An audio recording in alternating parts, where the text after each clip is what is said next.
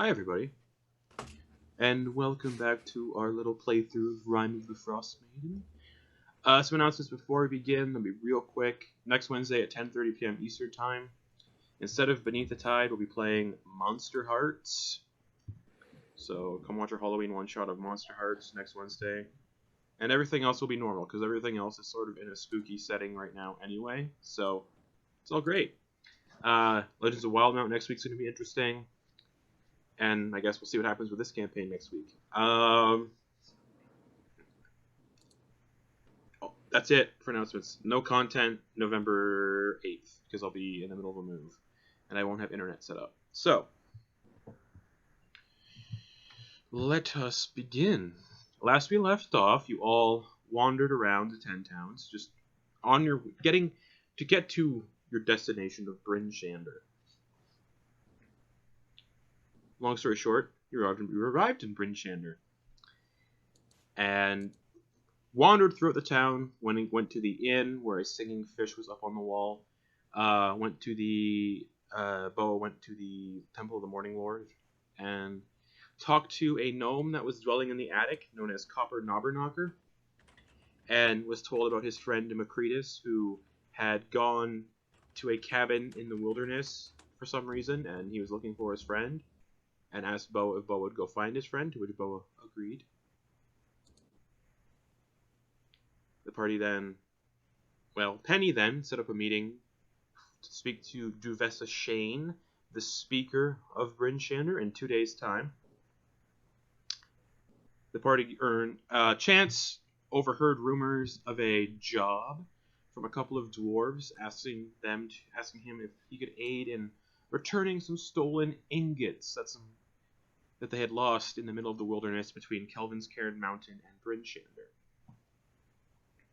Eventually, everyone regrouped.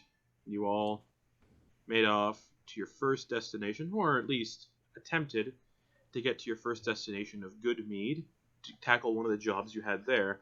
And on the road were beset by not only a awakened saber-toothed tiger named Murder, but also a group of strange, frostbitten humanoids who were crazed and berserked, who after a tough and deadly encounter, unfortunately, left Chance dead in the snow. You all picked Chance up and dragged Chance back to Bryn Shander into the Temple of the Morninglord, and began the resurrection ritual, which succeeded and brought Chance back to life. And that's where we're going to pick up the session, with Chance having newly resurrected. And for our events in Bryn Shander, we're going to do like montage stuff, like get an idea of what you guys want to do while you're in Bryn Shander, and then when it's the second day, we'll do a little bit of a delve into that, because there is the meeting with Duvessa Shane, and then whatever you guys want to do for the last 2 days in Bryn Shander, we'll just montage it. So Chance isn't stuck with a -4 to every roll for a long period of time. So, appreciate that. Lying on an altar in the Temple of the Temple of the Morninglord, you see Chance, and Chance kind of just blinks awake.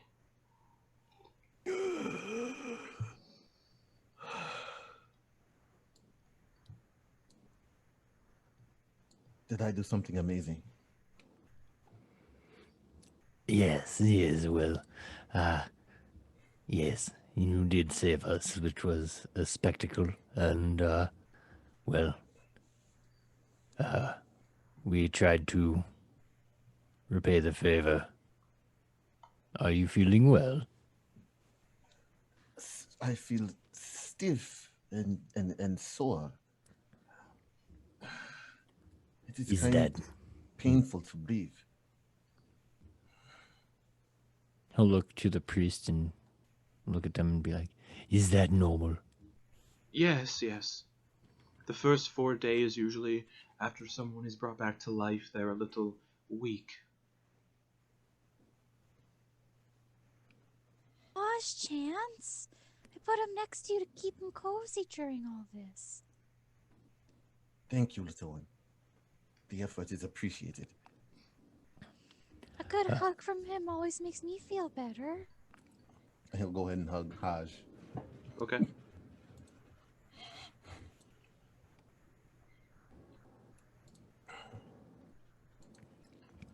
Yes, well, perhaps we should stay in town for a few days.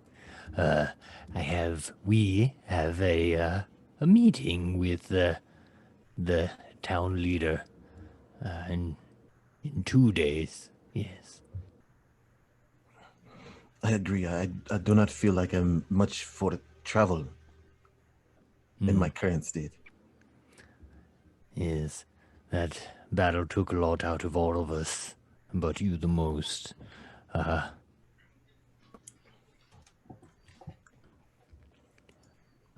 shall try to familiarize myself with the people in town.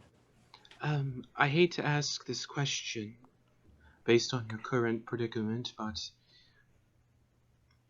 since you will be staying in town for the next couple of days, do you have any next of kin that we would be able to notify just in case your names are drawn in the lottery now that you'll be here for more than a day?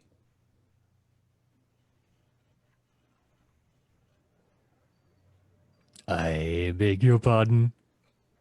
Oh, well, since you're going to be here for more than just passing through time, essentially, you'll be added to the lottery for the new moon when it comes around.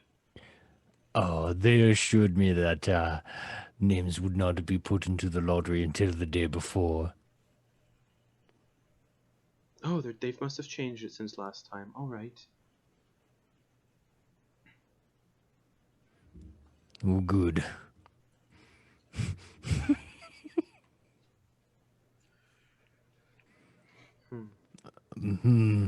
How far away is the new moon anyway? And she kind of walks over to the altar and opens up another book. Let's go, quick. Come on, let's go. That's just so I can keep track of how safe you guys are. We'd have As I checked, 2 days. You did We'd have say 2 that it days was to spare. It was like a week. It was like a week away. You said it was a week away. Yeah, I'm double checking.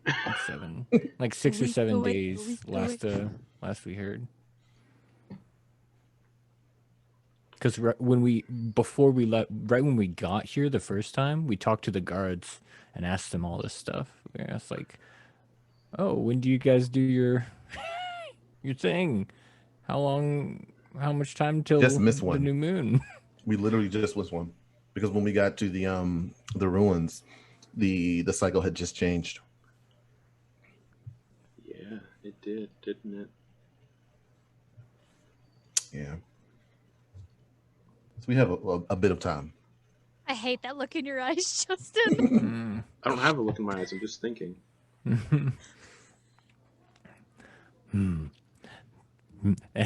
Penny's just gonna whisper to them, "Perhaps we should make ourselves scarce. That diamond seemed quite large, and that was used to bring Okay. him back." I found an accurate calendar this time. Shall we go? Oh, Yes. just so you know, it is the 23rd of Nighthall, 1489. What did I say, 23rd? Yeah. 7 sleeps. Closes the book. On the 30th of Nighthall is, well, the 29th. It's always the night before the new moon that it happens. So you actually have tonight, tomorrow night, the next night, the night after that, the night after that, the night after that.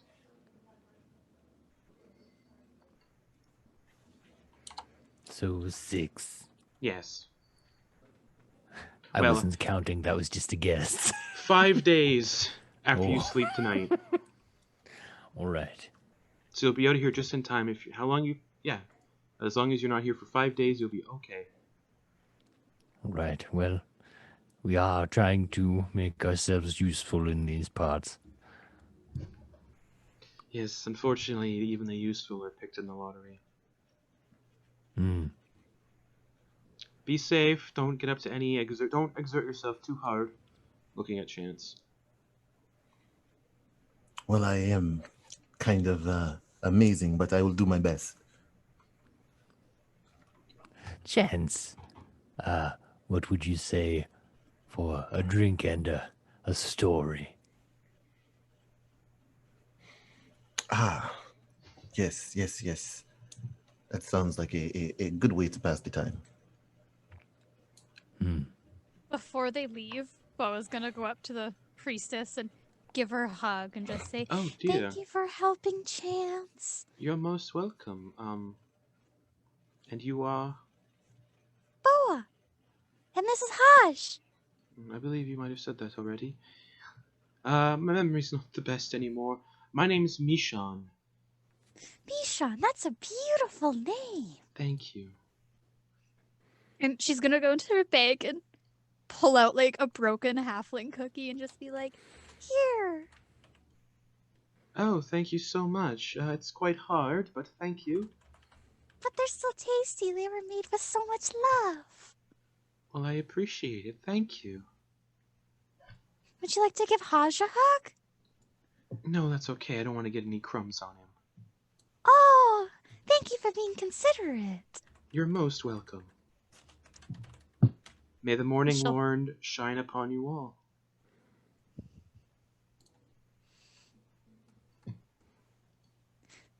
Boa will go back over to Penny and Chance. Okay. All right, let's yes, let's go. Yes, So, yes. what does everybody want to do on their first full day in Bryn Shander? Montage time. Well, I mean, we did come back during the evening, right? All right, because so we got here and we were gonna make it to our other destination by nightfall, but we ended up Got our taking. shit kicked. all right, yeah. Yeah, So after you sleep It was tonight, gonna you'll take have 5 six. days. Yeah, it was gonna take 6 hours to get there, but we took 2 hours into it Yep. and then 2 hours back. And then the resurrection ritual, which was an hour because it was Yeah. it was raised dead. Yeah. Okay, so yeah, it's nighttime. Nancy's gonna sleep.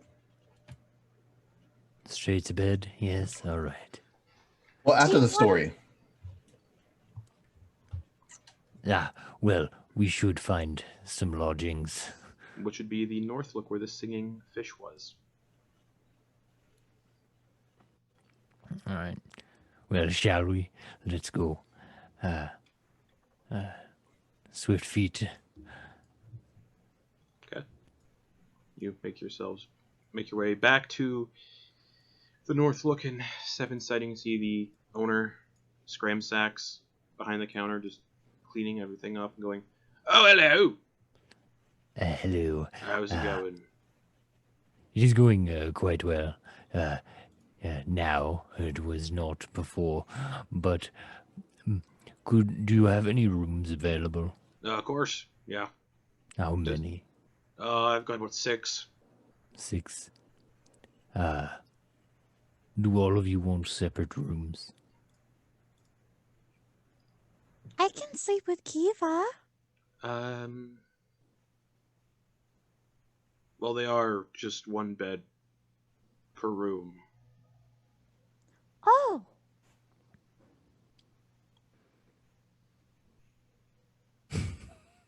So it's a gold piece. No matter what, no matter if people are bunking up, I have to charge for each person. So Chance.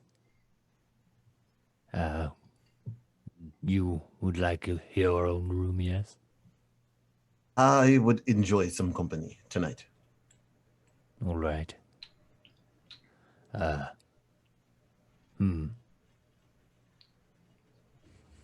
What do you mean? Would you like to share a room? Oh, yes, that could be amicable, yes, and does get quite cold. Yes, yeah. 3 rooms, all right. Well, yeah. I still have to charge for the 4 people. It's 1 gold per person. All right. So it's 4 Here. gold. Here you go. And he'll give him 4 gold. Okay. Pockets the coins. And if the fish sings too loud, just cover your ears during the night if you hear him singing. he sings in the night? He sings whenever he feels like it. Can't somebody cast silence on him? He's kind of our local attraction. People actually kind of like it. I don't know why. His name's Old Bitey. Old Bitey. Interesting. Could you get myself and Kiva and Chance? Yes, drinks. What do you want? What do you have? Ale, rum, mead. Well, the mead stocks are getting low, so mead's getting pretty expensive. Hmm. So we're starting to upcharge for it, because the mead supply has kind of disappeared. Anything warm? Coffee. Coffee? Boa No. goes up to the counter where he is, just kind of puts her head on it. Coffee? Yeah, it's 2 coppers for a cup. She puts 2 coppers on the counter All right. and just smiling at him. Pours you a cup of coffee and hands it to you. It is getting late at night. That'll keep you up. Why will it keep me up, Penny? She takes a sip. He kind of leans over and whispers into Penny, "Don't worry, it's decaf." Good. Chance. What would you like? Anything? It's on me. Ale would do fine. All right, All 1 right. silver. That's silver for you then. And pours Chance a pint of this dark ale and slides it over. And what about you, Mr. Thricite? I shall have water. Okay. Kind of walks over to a barrel with that it's just a standing barrel. Takes a mug, dunks it in the barrel. This is free. It's water, so. Thank you. And then he hands 3 keys over.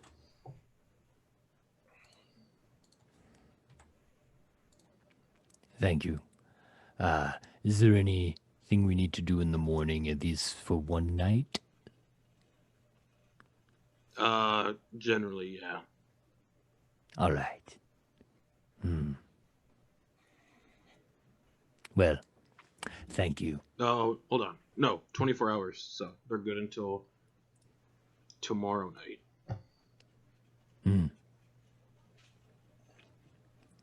Well, everyone, shall we have a seat? Yes, I want to hear the story, Penny. It is not the brightest. There's a place I like to happiest go. story. Farther up the river's flow. Where it is I do not know. Must be under all that snow.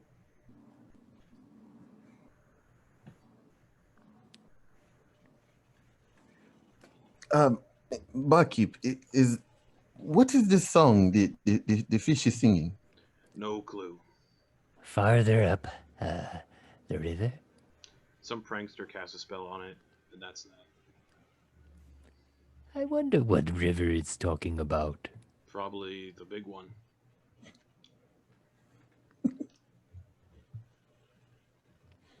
What's the name of it? River. No, it's the Shane Garn River. Most likely. Okay, that seems to be an issue for another night. I suppose I shall tell you a story passed from my tribe. It begins once the Lord of Cats came to the Vale of Stocks. It was a broad land with a hearty, beautiful people that wove stems and grass into elaborate mats. There were frequent harvests and songs, offerings for the gods of pigs. Unfortunately, at the time, the people were starving. The land, it was ruled by a tyrant named Yimyedo. They had sucked the life out of the land for quite some time, and this was the way of things in those days. Though the soil was quite fertile, Yimyedo had surrounded himself with the stickiest and well-fed of men, the ones that lacked brains but made up for it in muscle, with the same kind of canineness found in very smart dogs. These men had been used as tax collectors. And he drained every land for this land so, and not few for the people that call it their abode. Yimyedo laughed. Let them eat the stones for all I care, said he. The cat lord, who was not to balk at such matters, picked up a particularly large rock and said, so shall it be. I shall feed the people with this stone.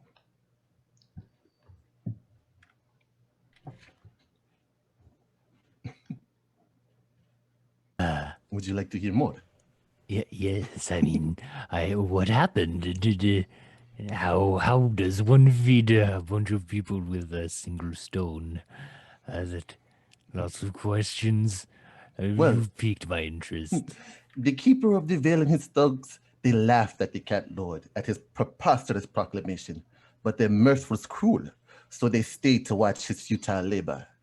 I shall turn this rock into fire, said the lord. The men roared with laughter. Fool, they cackled.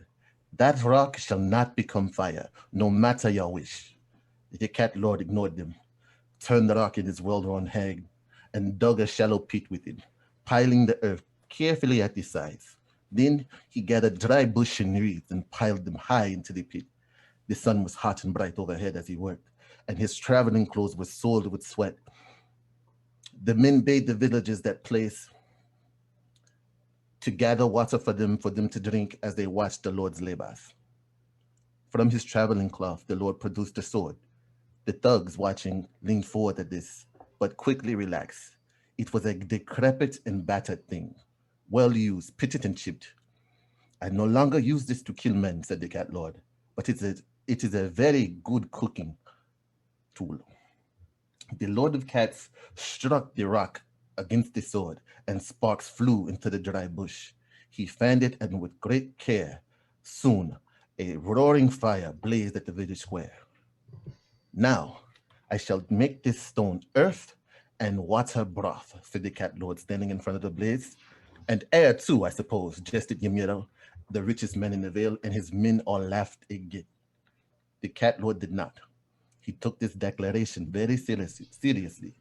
At this point, he had been sober for months and had a very fierce headache. So he took the stone and his terribly damaged sword and began to set work side of the fire. Using the edge of the sword, he slowly chipped away at the rock, flattening its shape. As the rock was reasonably large in size, this took quite some time. Once satisfied with his tool, he took off his kafir and traveling cape, and he was clad only in his underclothes. Then he found a good spot in the barren, muddy town square and began to dig.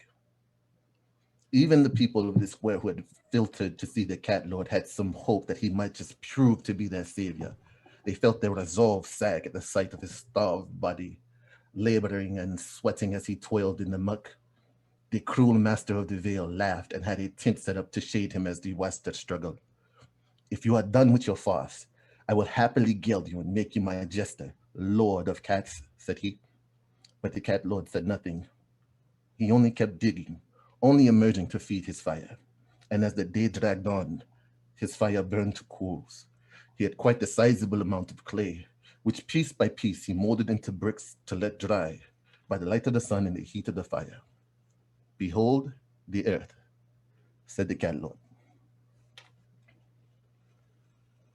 Would you like the story to continue? Yeah, Chance. Yeah. And like Boa's just like finished her coffee at this point, and she's just like hugging Hodge, like super into this, like waiting on his every word. So as the sun began to creep lower towards the horizon, his craft quickly became apparent. Exhausted and muscles quivering, he emerged from his hole and began to stack his bricks into a sturdily made bread oven. Then he asked for a vessel and went down into his pit, emerging with it filled with the brim with muddy water, as he had dug enough to coax it from the dry earth. Behold the water, said the Lord. And he set it to boil clean over the fire. He began to shovel coals into the oven to prepare it. This sight, many people began to gather in the square. They could sense something was afoot. Yamyado would have beaten them back into their homes, but he was too transfixed by the strange spectacle that was unfolding. Clever, said Yamyado, with the slightest tinge of anxiety in his voice, as all tyrants are wont to have when confronted by a honest man. Do you mean to break bread for the people? That will not work despite your powers of transfiguration, as I have all the grain. His thugs, they like loyal dogs they were, sensed his master's discomfort and gripped the hilts of their weapons. I tire of this, said Yimyedo, without realizing the gravity of his own situation. Break his limbs, he commanded. Next, said the cat lord, I will turn this rock into air. The 30 strong men of Yimyedo drew their beating staves and approached the cat lord, slavering and yelping at the thought of snapping his legs like dried twigs and the food that they would get as a reward after. The Lord of Cats was a handsome male who did not have the look of the warrior about him, and the men were very stupid. His eyebrows were thin and delicate, like a woman, and he had lashes like a spider lily. This made the men laugh uproariously at his effeminate appearance. The cat lord, for his part, merely took his rock and raised it high. After all the work he had done with it, it had become quite small, dense and sharp, and with the flick of his whip, he skipped the rock off the air so fast it cracked like a whip. The sound of thunder rippled across the valley. You see, the cat lord was extremely good at skipping rocks, as it had become his famous pastime in his sobriety. He could skip rocks off of anything, be it a river or a star. In this particular case, he skipped the rock off the rib cages of all 30 men in half a second. They blew open like an old basket in the wind, whistling merrily through the empty and sputtering spaces where their chests had once been. Behold, the air. Yimyedo was astonished, and a great terror overwhelmed him. He was a quick and cowardly man, and he fled. The people rejoiced in their granaries were broken open. The bodies of the tyrannical lord's men were burned without rights and stomped upon. Flour was dragged forth by the sackful, and there was a goat slaughtered and a great feast to be had. Thank you for your hospitality, said the cat lord. When the night had grown long, I will not impose upon you no longer. The populace was desperate for him to stay. Lord, they said, Yimyedo may yet return with more men. That is true, he replied, and I cannot help you. But remember, men like him have forgotten their mothers. Their feet do not touch the earth, and they grasp at feeble things. They are like a mangy dog, fighting over a fetid corpse. They have forgotten their brothers. Working together, they could bring down a magnificent ox. He then reached down and picked up a perfectly sized rock from the floor of the valley. This valley is broad and beautiful. It may have one Yimyedo, but it contains many a stone. And that is the story.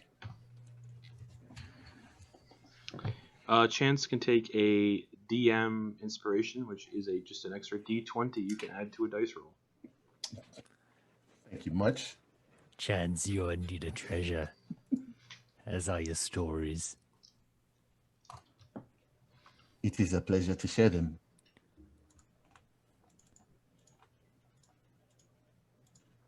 But was just like staring at him still in awe, just like, wow. What does that story mean to you? Despite the feebleness of greed, honesty and hard work and determination can conquer many a things.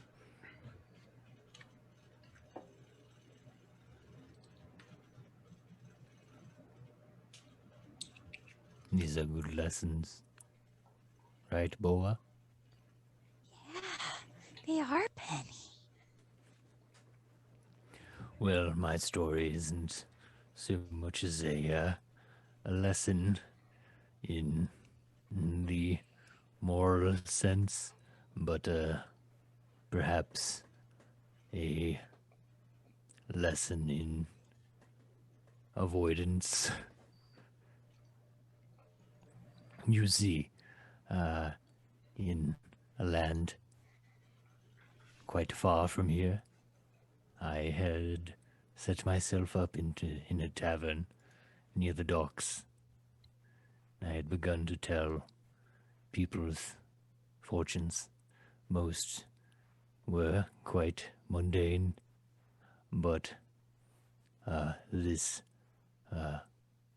rather boisterous and intimidating fellow sat across from me and requested his fortune. I gifted it to him, and he paid me, and his fortune was the artifact.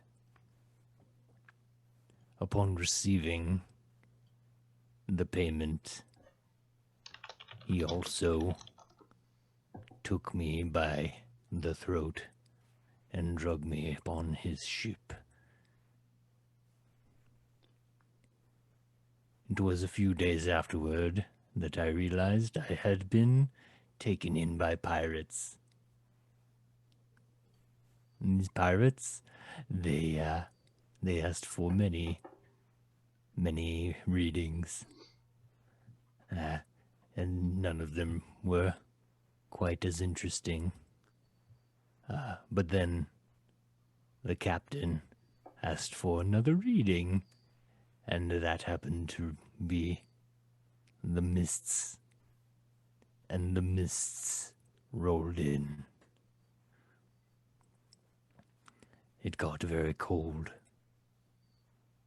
and after many days, the ship was dashed upon the ice. Stranded there,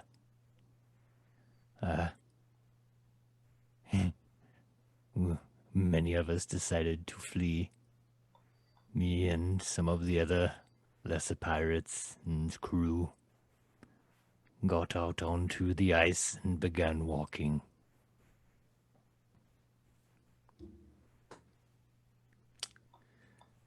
And he'll pull out his cards. It was then that I decided to draw a card for myself. And that card was the marionette. I did not know what it meant. Not for many days. But as they got colder and the winds got stronger, and the men got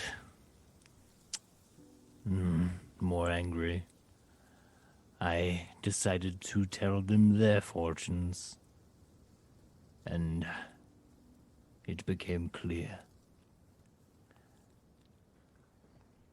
And he'll reach down to his cards again, and he's just kind of looking through them. The first one, young man, about in his 20s. I don't know exactly, but And Penny, you guys will remember he doesn't do ages very well. he drew the horseman. A bad omen. And then his mate drew the executioner. Another bad omen. The ghost. For the next one. And the berserker for the last.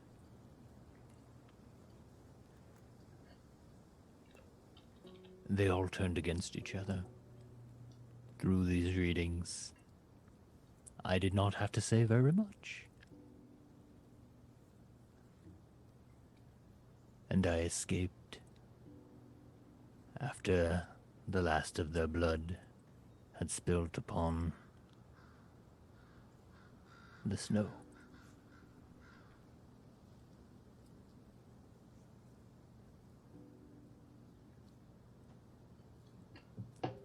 Was about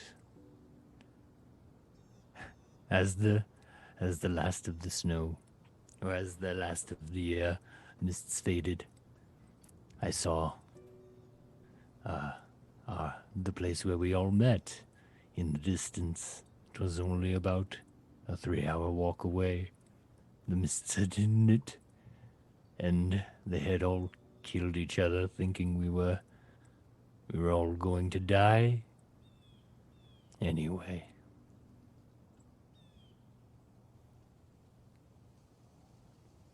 And that is how I got here. That is my story.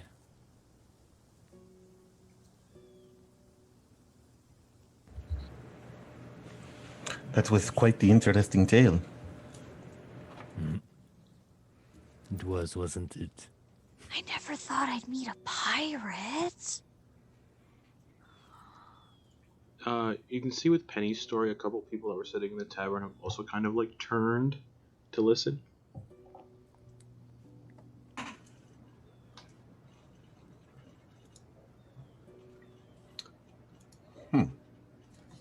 Interesting. Very interesting. Boa, do you and Haj happen to know of any tales? Yeah, we know many tales. We've been told many tales. We've made many tales.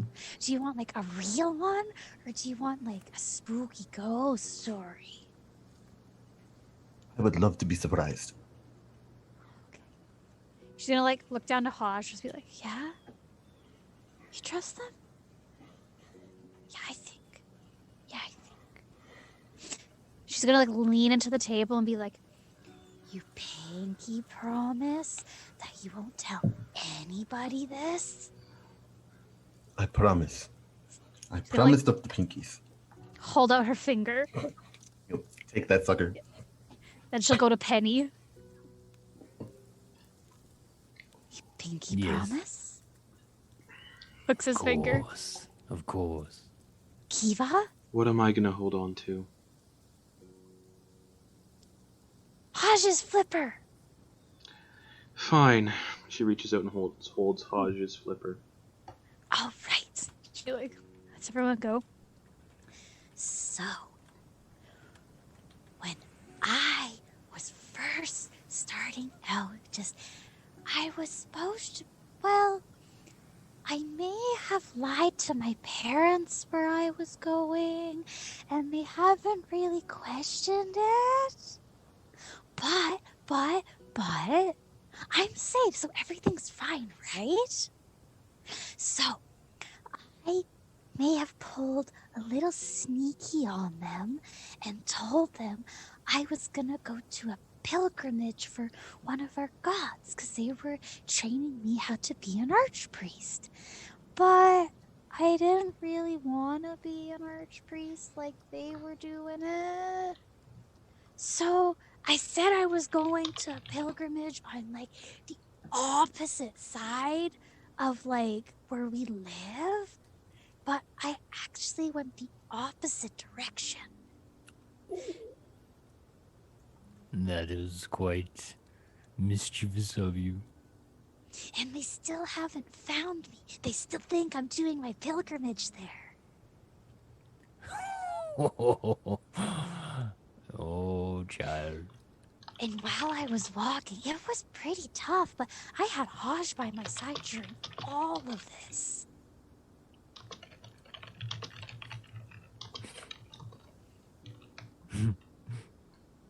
Wow. What? You have come very far. You know who? Oh my god, Too much coffee. Bliptopus Penny? I haven't a clue. Well, that's like the main god that like the Kuo-toa follow. My people, but I didn't really like how things were going with them. But if my parents knew that, that'd be really, really bad.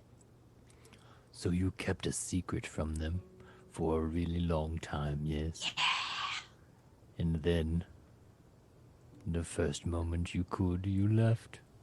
And here you are.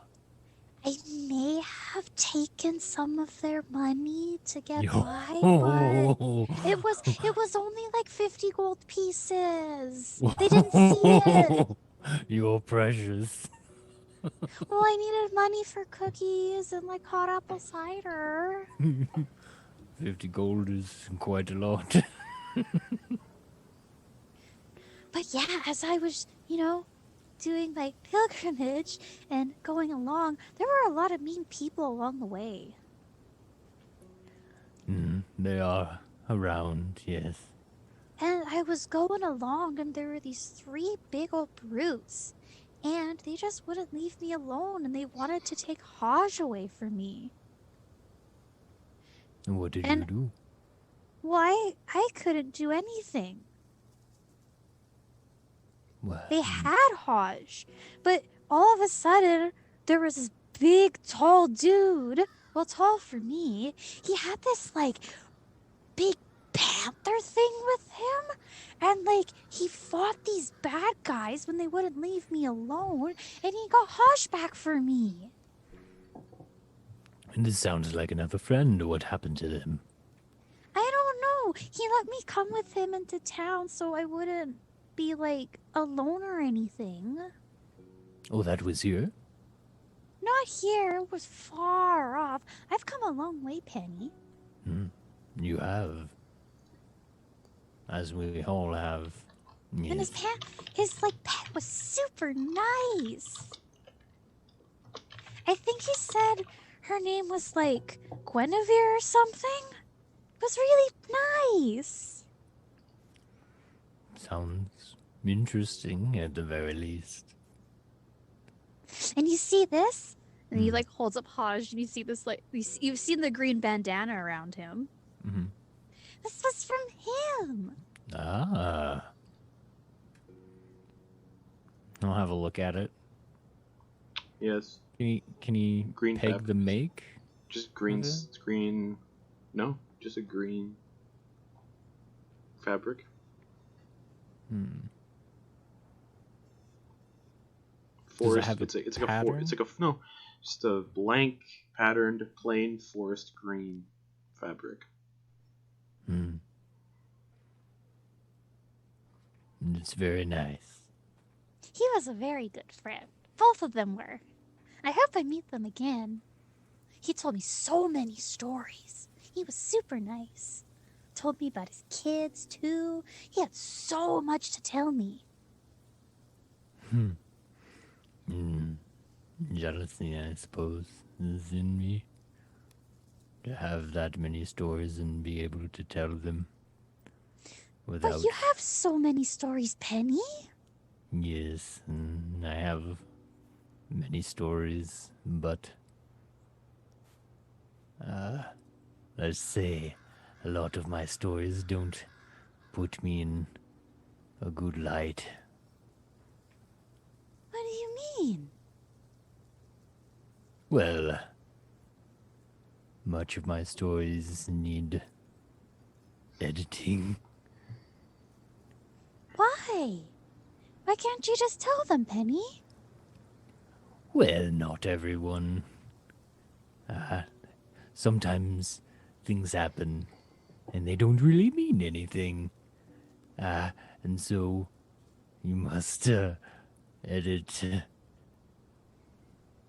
or yes, change things. Like, lie about it? Well, it is a story, isn't it? All retellings are, in some form or another, a lie. You can't tell everyone everything that happened, obviously. Well, obviously, yeah. So, it's just a matter of, leaving more out. Chances doze off. Yeah.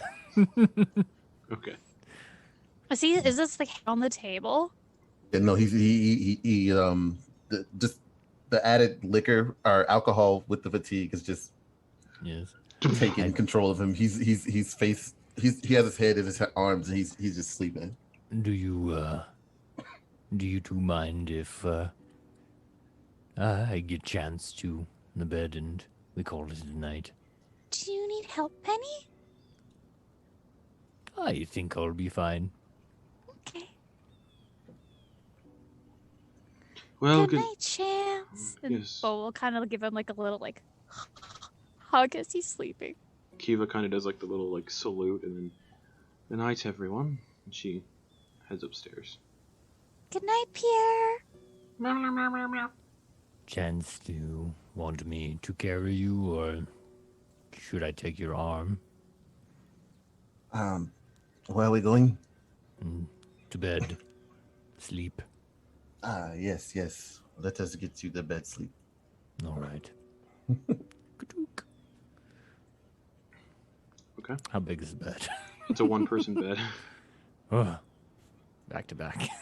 Back to back it is. Bo, are you still in the tavern area? Yeah, just kind of like sipping my coffee a little bit, getting another cup. Someone slides into one of the empty seats, vacant from Penny, and just says, "I wouldn't go waving that fabric around if I were you." What do you mean? You could say the person who I think that fabric is from looks a little familiar. They're not welcome in 10 towns anymore. Just so you know. Why not? They helped me. Well, when they were last here, one time at least, they failed to help someone, from what I gather. Who? It's not my story to tell. And he gets up from the table, gives you a nod, and walks out the door of the tavern.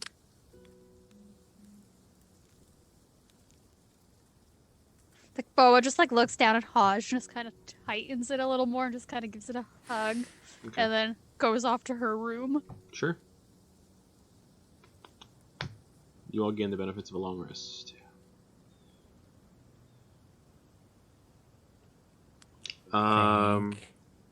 Would Boa and Chance Celestials. Would Boa and Chance please remove their headphones?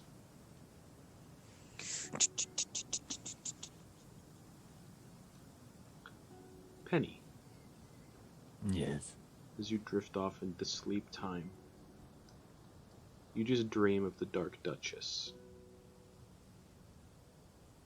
The ship you came in on, and what happened to everybody that left, and of the captain who stayed behind.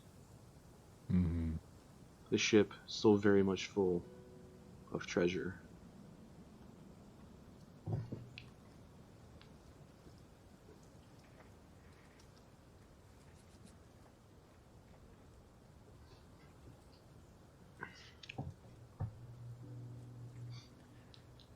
You all wake up the following morning, having gained the benefits of a long rest. Chance, unfortunately, still has a -3 now to all the rolls. That you all come to, Penny and Chance sharing back to back in their room. Is there anything you all would like to do on your first day in Bryn Shander?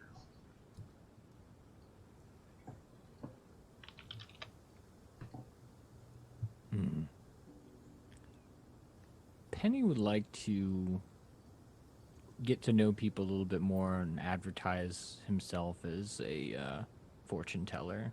Okay. So he'll try to set up shop in the tavern in the morning hours. Well, probably not in the morning hours. He'll leave it more towards tonight. Okay. But he'll advertise during the day. Okay. There's something more mysterious about it once you get into the later part of the day. Okay. Who wants to have a reading in the morning? Right? Nobody. So you set up, you advertise around Bryn Shander, you get a good amount of people interested. Especially now, considering what's happening with the everlasting Rime and how summer never comes, daylight hardly ever comes. And he was on purpose telling his story loud, so because it advertised himself as a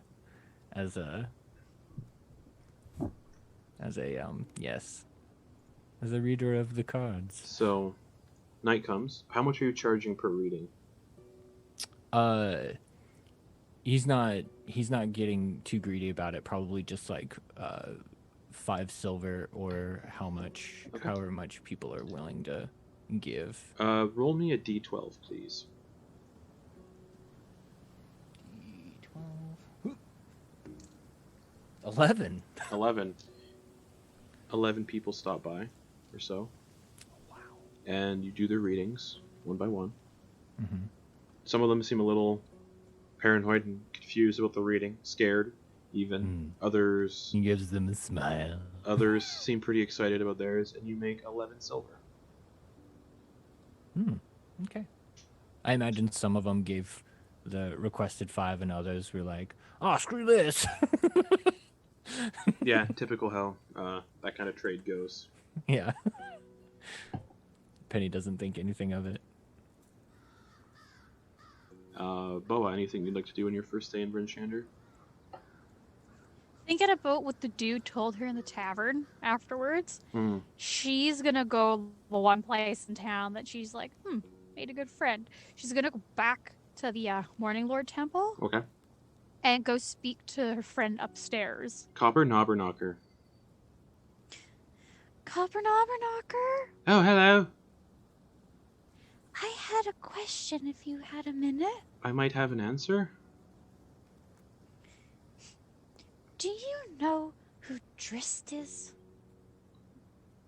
Drist? Yeah, Do you mean Drizzt? yeah, Just, Drist Doerden? yeah. I've read some stories. I heard that he's not welcome around here. That would be the case, yes. Can you tell me why? Of course. Because from what I heard, he's like really nice and really helpful. Yes, he is, isn't he? Well, one of the last times he was here in Icewind Dale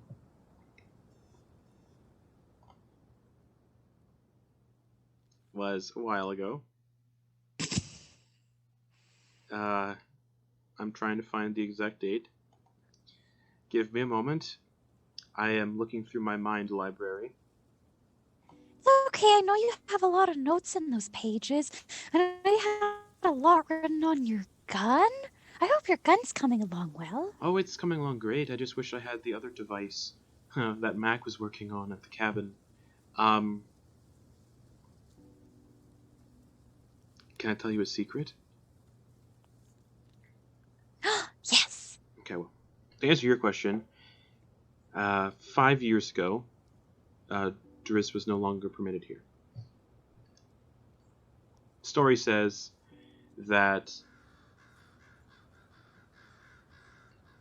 a Baelor came to take revenge against Driz, but Driz wasn't around to defend against the Baelor. So, the Baelor caused havoc, and Driz wasn't here to see it through. That Baelor is long since gone, though. But, do you want to hear a secret? Yeah. The device that Macretus is working on, at least from what I know. But he was telling me, I don't know anything about it, but what he said was that it might be possible to end this lasting winter with it.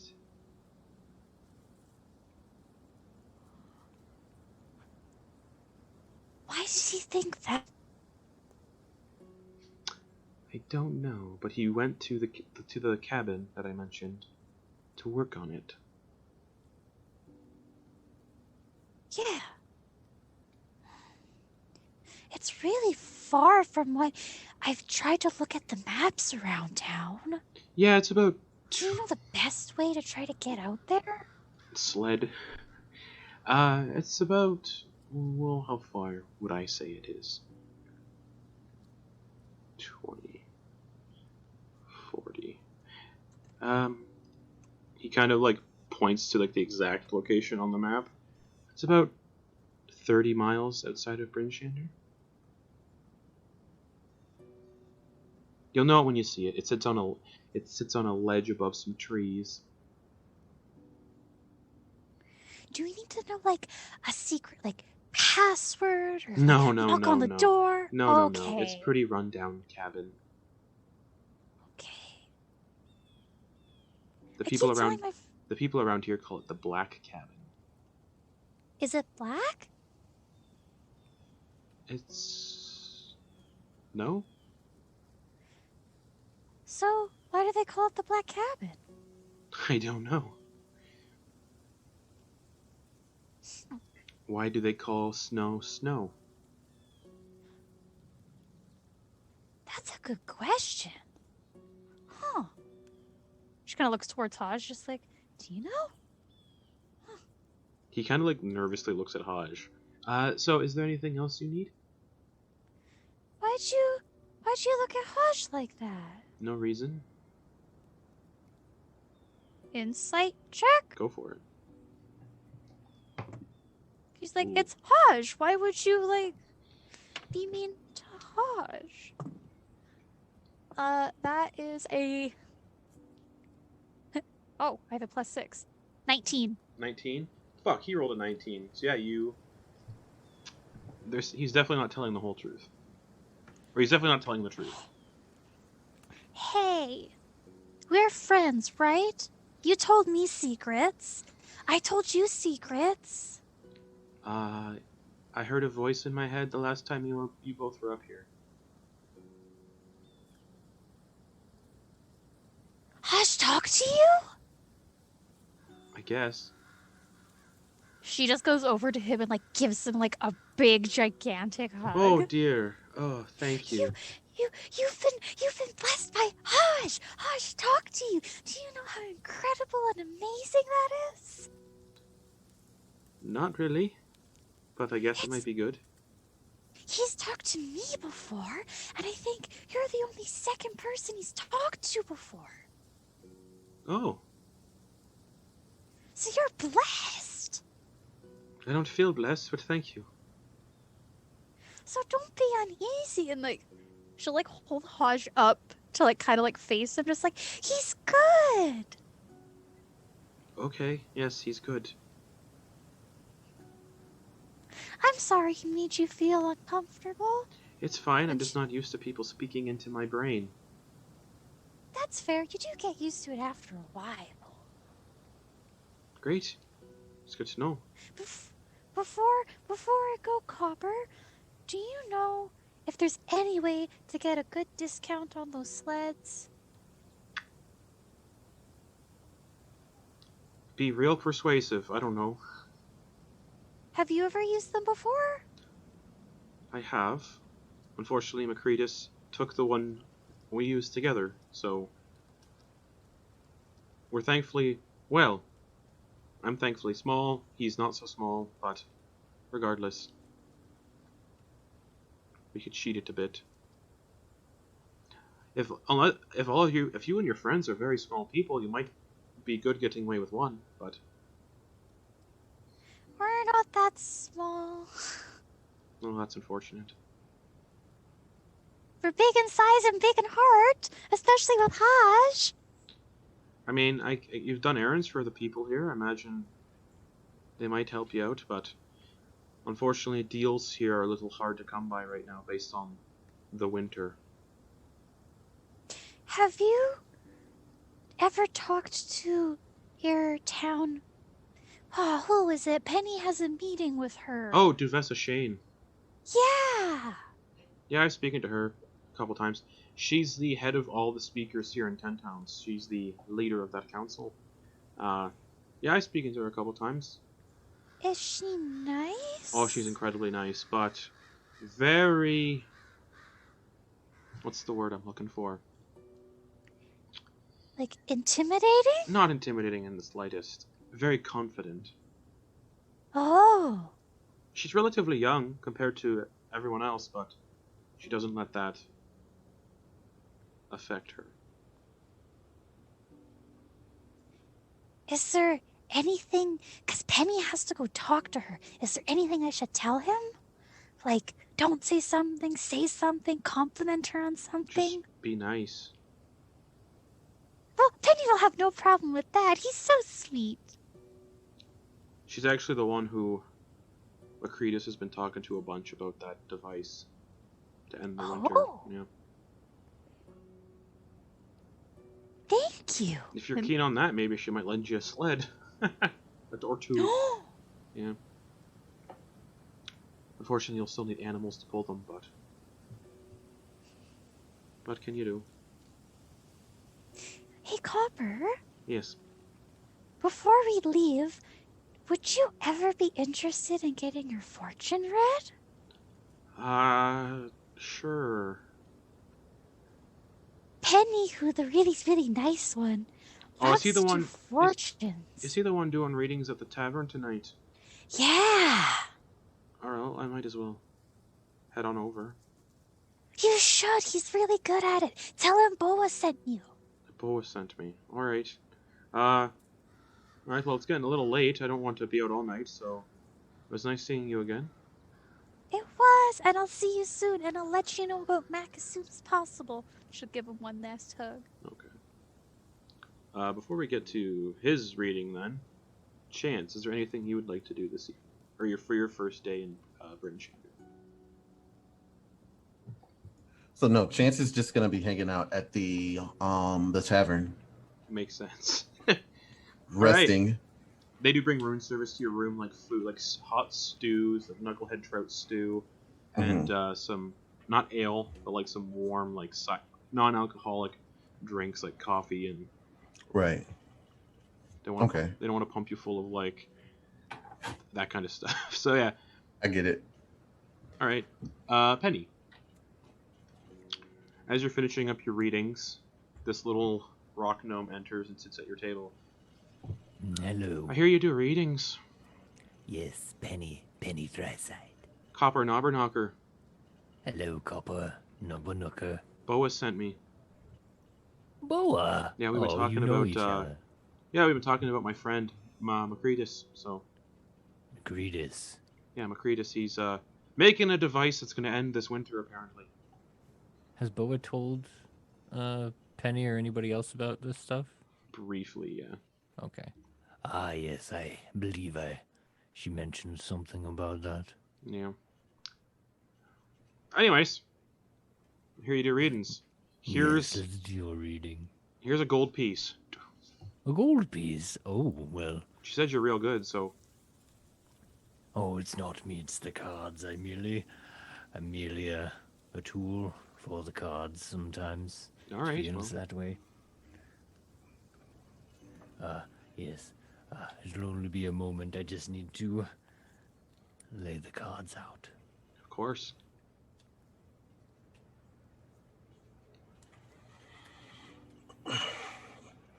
All right.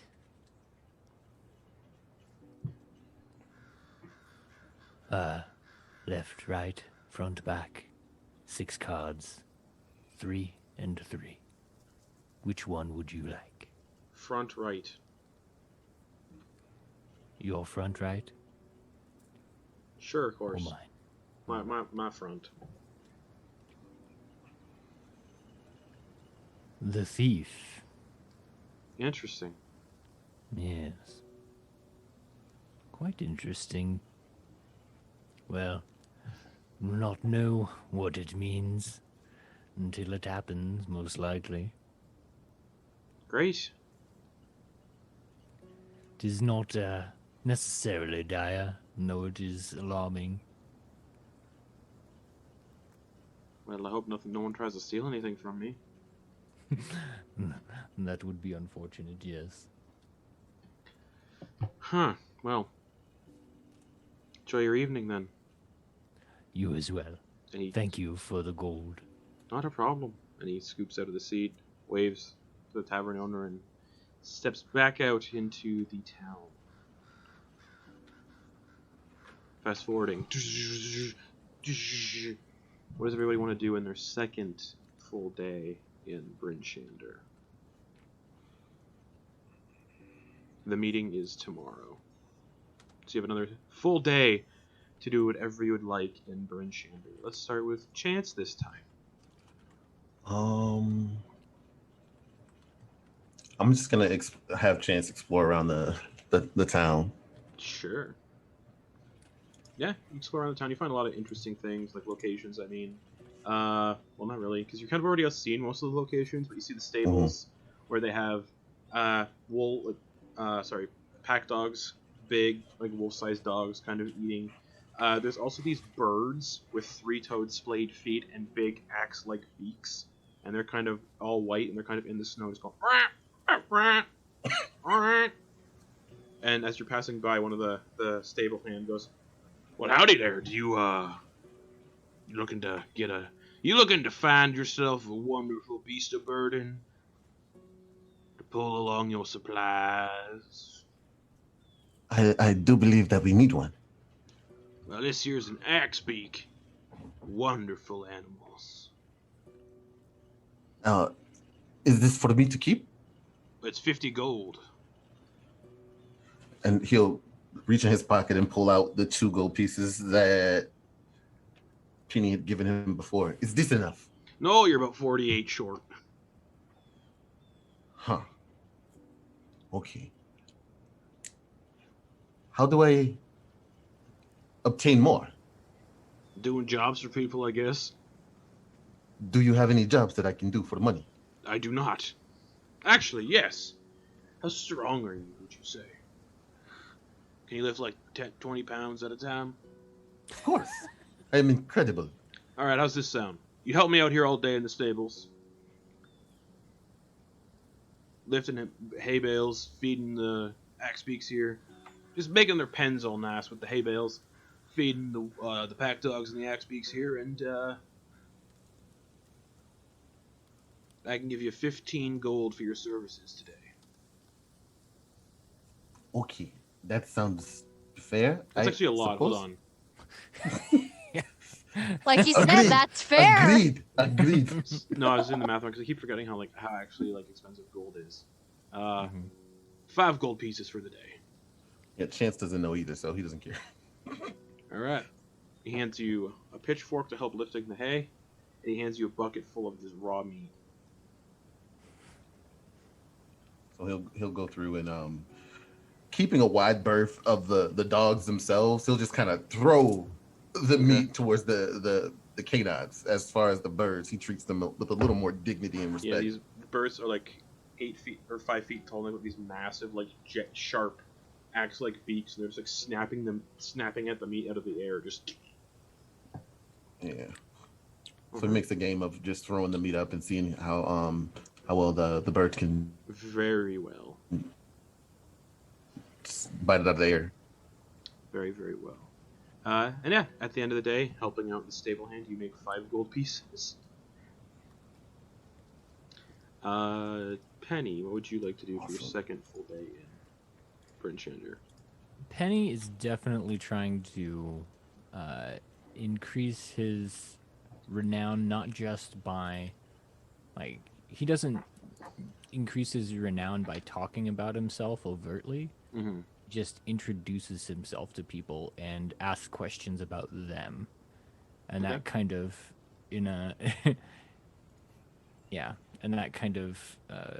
increases his visibility, so to speak. Okay. So he'll be going around town and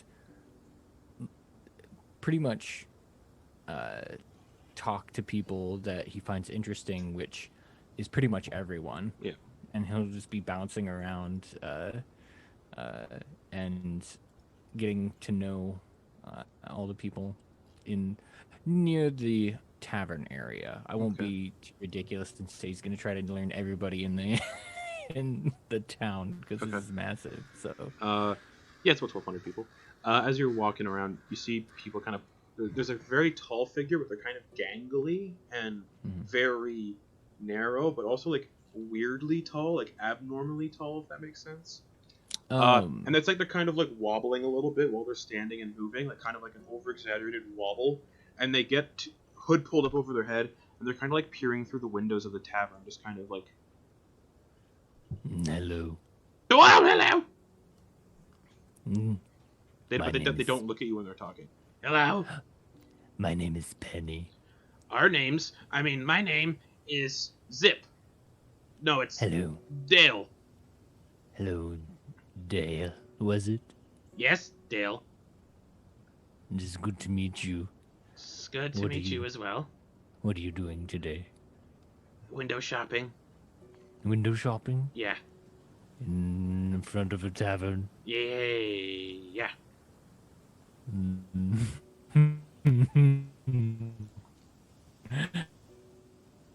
Yes. That is quite intriguing. Yeah. Just. Would you like an ale? I don't- Let's go. Oh, okay. Can you just bring it outside? Interesting. Sure. We won't fit. I'll see if the owner will allow me to take a mug out. And Okay, Penny will thank go you. in. Then you Penny kind of will go in. hear two other voices kind of say, "Stop it! Don't no." Yeah. He's like, thank you. Penny will go in and ask for a beer or like an ale, and if he can like take it out to a friend outside. Scrimshaw.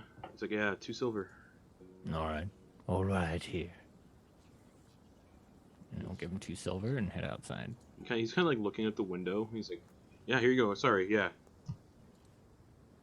And then he'll take the mug and look where he was looking. You can see, yeah, It's just a shadow, though. yeah, Okay.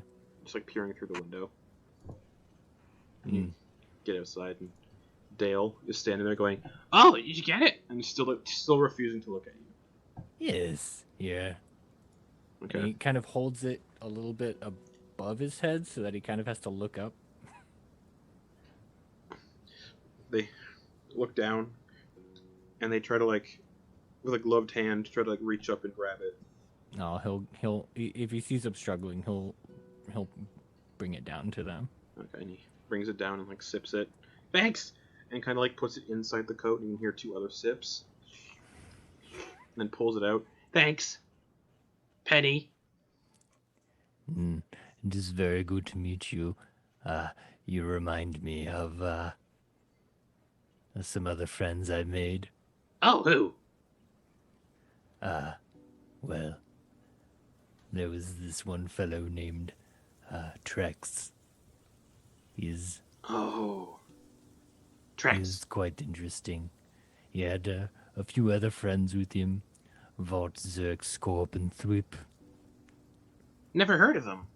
Yes, they were quite a fun bunch. But is there anything else you can tell me about yourself? Perhaps we can become friends. I don't know. All right. Well, I won't force it upon you. Have a good day. Thanks. You too. And he's like, move. Move! And they kind of bump into the window a little bit, and then turn on the spot, and then walk down the road, kind of Yeah. really He wobbling and stuff. Penny will just kind of go and direct him on a You can straighter path. definitely feel out there's more than one person in this big coat. Yeah. Yeah.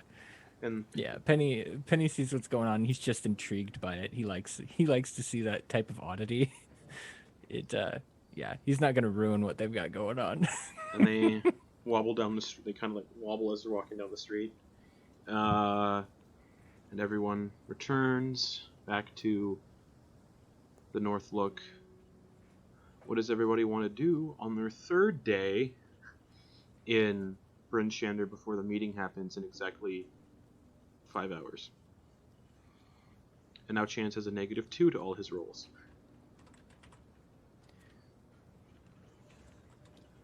Wait, Boa has gone. Oh, 1 second. My phone is ringing in here. Boa has gone to find somewhere in town where she can get some writing supplies, Okay. and she is just trying to get a regular piece of paper, and she's just trying to get a pen to write something for copper. Okay. Yeah, you can find a general store. It's called the Nook and Cranny. Adorable. Hello? 1 minute! And stumbling out from the back, you see this very wobbly, tall figure come up to the counter. How may I assist you? But their hood's kind of like over, so you can't see their face. I was hoping to find a pen and parchment to purchase. We have that. Just one piece, please, of each, a pen and a parchment. Okay. We have quills, Yes, that will work perfectly. but you need ink. Do you have ink? Yeah. So, ink, a quill, and parchment. Okay. Ink. Oh wait. Yeah. Yeah. A 1 ounce bottle of ink is 10 gold pieces. You know what? You just want to write a note to somebody? Yeah. Okay. 1 piece of parchment's a silver piece. Okay. And you can use our quill. Thank you. And she's like scribbling it down, and And as you're like scribbling down, you hear a thump. And the figure's like kind of like falling over. Like, damn it! Ah! You okay? Yeah, just write the note, and don't steal anything. And you kind of watch this coat starts to like move along the floor. Okay. and she's like scribbling down, and this is, I sent it to the group chat, but this is what you see: a picture of Hajj with some undercommon written above and below it. Okay. And she's gonna go to Copper, Okay. and she's gonna give it to him. I can't read this. Well, it's an undercommon, and I don't know Undercommon. no, it's okay. So, the top word means sensible. It's Hajj. You can see it's a picture of Hajj, right? Of course, yes. The top says tolerance, and the bottom 2 words say acceptance and love, and that's all about Hajj. Well, that's a nice little thing to say. Yeah, since he was the one who spoke to you too, I really thought you could use this in your space. Oh, thank you so much.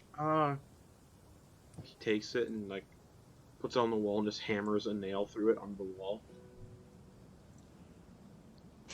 And he just gives her a hug, and it's just like, Do you know why it's an undercommon? No, so no one can read it? Well, no, but do you promise? You told me a secret. Will you keep my secret? Sure. You pinky promise? Of course.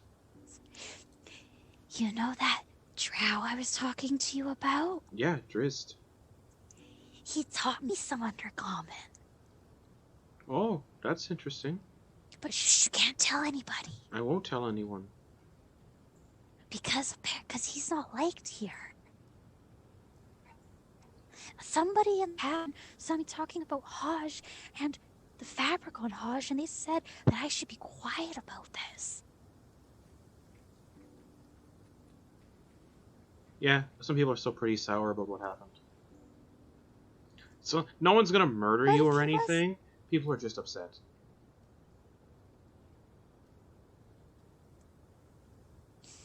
I guess that's fair, but he wasn't here. He couldn't have stopped it. That's the reason. But he wasn't here. That's the reason. He brought that creature here. Well, it came here looking for him, and then he wasn't here, so that's the reason people are upset. He wasn't here to deal with his consequences. But why wouldn't the creature just keep looking for him? Because they got killed. Oh. Poor guy. Who? Drizzt or the creature? Both. I wouldn't call the creature a poor thing. It was a Valor.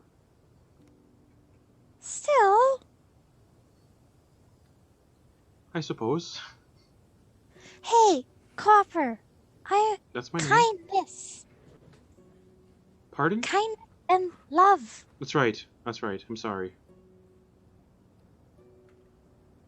She just gives like Kaj a squeeze and just like, Today we have Penny has that meeting with that wonderful lady, so hopefully I'll get to Mac as soon as possible. I hope you do. I don't want him to freeze to death out there. It'd be really unfortunate if he's just a popsicle. Do you have any extra clothes for him we could bring? He would have took them with him. Oh, okay. Just when you get out into the wilderness, it gets real cold. And there's other things that dwell in the wilderness as well out there. So, Like what? just things. Polar bears. We ran into a saber-toothed tiger who tried to eat me. Well, that's unfortunate. It was. Yeah, there's just there's stuff out there that's big. Okay. then she'll give him one last hug and be like, "Okay, Copper, love you," and then just like skip out the door. Oh, okay. You kind of hear like mutter a little bit. I don't know you that well. She's just quietly like to himself.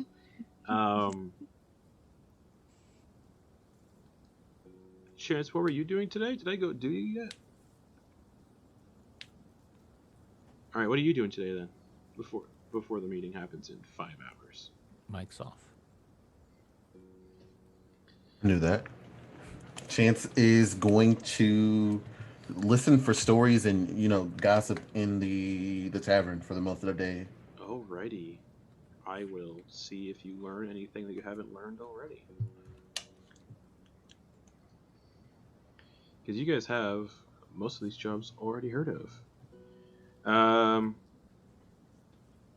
just gonna look to see which ones you already have. Okay, cool. Excellent! I rolled right away and got one you guys haven't heard of yet. Nice. Awesome, meant to be. Someone kind of approaches you and says, your Chance. Hey. That's like a Yes. really stout, round dwarf. Almost like... He kind of looks like the girl Violet from Willy Wonka and the Chocolate Factory after she ate the blueberries and ballooned up. But not blue or anything. He's like, so your name's Chance? It is. I hear you're a traveler. Indeed, I An am. adventurer. Yes, I am. Just with your friends.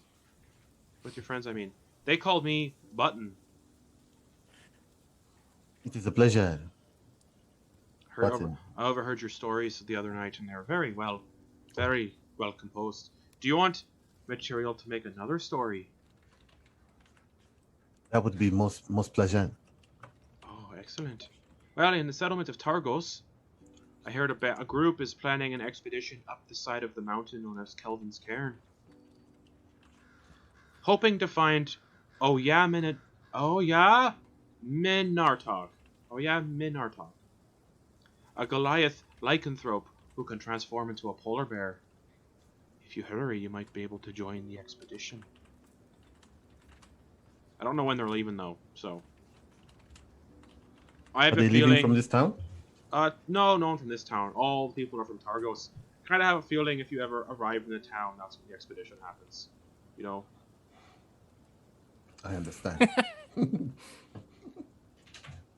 Thank you for the information. You're most welcome. He struggles to get out of the seat for a second, and then kind of just gets out, and then waddles away. Penny, are you doing anything for 5 hours before the meeting with Duvesish? He'll just ask around town about Duvessa. Did you say her last name was Shane? Yes, Shane. Okay, cool. I actually guessed correct then. Sweet. Yes. He'll be asking people about Duvessa Shane, just to kind of get a bead on what type of person she is. Okay. Stories. Sure. Maybe like some stories that might highlight her character. Come across a rather drunk dwarf on the streets. This is early too. It's like maybe 10 a.m. and he's already plastered. He's like, "How you doing there, little man?" Yes, I am doing quite well. Penny is my name. What's yours? I am looking for information about the town leader, Duvesashane. Oh, Do you have she's any yeah. interesting... Mm-hmm. Yep. She's the head of the council of speakers. Oh, yes. She's Yes. very important. She knows every ounce of information about the other speakers of the other settlements. Oh. She's very that nice. is She's a very nice person. Some would say Ah. she's lawful good. Would you, care to do you know why she's so busy? Oh, of course, lots of things happening right now if you haven't noticed. Perpetual winter, never ending. Sacrifices Yeah. being needing to be made to appease the all in the snowy pukes. The Frostmaiden. He'll pat his back to like help out. Thank you, sir. It's He's doing Frostmaiden, all the sacrifices. Just dealing with that shite. Ah, yes, it's a lot of, that is a heavy weight to carry. Aye, A burden. yeah. Well, good day to you. Good afternoon. Yes, of course. Yep. And he'll Okay. You all eventually find yourselves at the front doors. 5 hours have passed, you'll find yourself at the front doors of the town hall, and the guards are like, yeah, what can we do for you? Hello, I'm here for my meeting. Okay, what's the name? Penny Thricite. Oh, yes. She's waiting for you, Penny. Penny, come on in. The rest of you can wait outside. Oh, wait, well, I did I not request for me and my friends? I don't know. I'm a different guard. Let me look. Yeah, fuck it. Go on in. All right. Thank you. But we'll give him Thank a you. hug. Please don't hug me. Okay. You can't just hug random people. But hugs are good, Kiva. There is a story about consent that we could probably talk about. Sorry, Mr. Guard Guy. It's all right. Kids don't know much of anything. It's fine. All right. Well, thanks again. You're welcome. Have a safe meeting. Hmm. Don't know The why I last said that. don't know why you said that. But you can step through the doors, and you're led to this big meeting room, big oak desk, and sitting behind the desk is a relatively young-looking woman, long brown hair, gold clasp earrings, a fur collar with a very nice-looking blue tunic, a gold belt across the clasp, and she's like, you must be Penny Thricite, his friend. Yes, my name is Penny. Yes, you meet my friends. he'll just point to Kiva. Hi, I'm Kiva. And then to Boa. Hi, I'm Boa. You look so pretty. Thank you so much. You look quite cute yourself. Thank you. And this is Haj. Hello. And then he'll gesture to Chance. Muted. My name is Game Up Chance. The pleasure is yours. It's nice to meet you all. I know your names already. You have made quite the name for yourselves already here in 10 Towns. Well, we are trying to be useful. Yes. So what do you need to have a meeting with me for? Just to touch base, we heard that some things were happening all over. Lots of things are happening, yes. Yes. And, well, I just wanted to ask if there was anything we could assist with. Well, Other than the other, I mean, we do have other things as well. But if you had something that we could do while in town or not in town. I don't have anything in town. The rest of the guards are helping you. The militia and that are helping me quite well. I am trying to hear more information about this device that someone named Macretus is working on. Said to bring an end. Mac! Of course, sure. Said to bring about the end of this everlasting winter. I've not yet to send any patrols out that way because none of them are interested in braving the wilderness. Also trying to sort out this mead problem. Mead is a very huge morale boost for the peoples of 10 towns, and the supply has dwindled quite heavily over in Good Mead.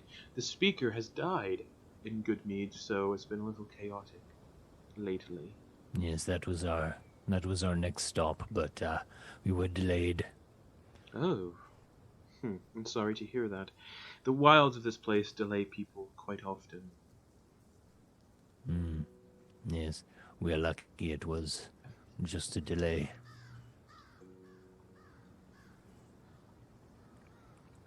But, yes, we did hear about this project that McCready was working on. We ended up hearing that it was pointed out on a map that this shack, right? This lodge. Copper showed Boa on the map. Yeah. Yeah.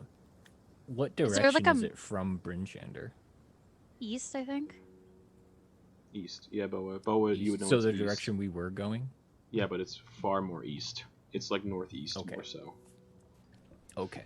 All right. Kind of on Well, the way to the big old Reghead Glacier. That's Copper's friend Mac he was worried about. I promised him we'd go see if his friend was okay. Yes, and if this device can bring an end to this everlasting winter, it would be most beneficial. We could finally stop these human sacrifices that we're doing here in Bryn Shander. Yes, that would be preferable. Yes. Yes.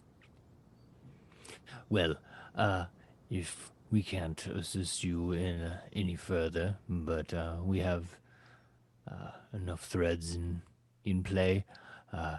We won't take any more of your time. We know you are quite busy. Quite busy. We do have a meeting with the surviving speakers relatively shortly in the next coming days. Weeks rather. Can I ask where you might be headed next? Good Mead. Yes, Good Mead. we know that the spirits are quite dour, and we hope to change that. Literally and figuratively. I assume you're going to be there to look into what happened to the speaker and what happened to the mead supply? Yes. That is the predicament right now. It might be a good thing to look into. I hear you all have just acquired a tavern yourself. Yes. We have. So the mead supply might be good to restore. Well, I don't want to take up any more of your time then. All right. We won't take up any more of yours either. I appreciate Good it. luck. If you find yourselves going to the Black Cabin to look into this matter of the device, I could lend a few of my sleds for the trip there. Oh, you could? Yes. The downside for us on that front is, of course, the beasts involved. I am the speaker. I can lend those as well. The stable owner owes me a great deal. Of course, only for your trip there and back.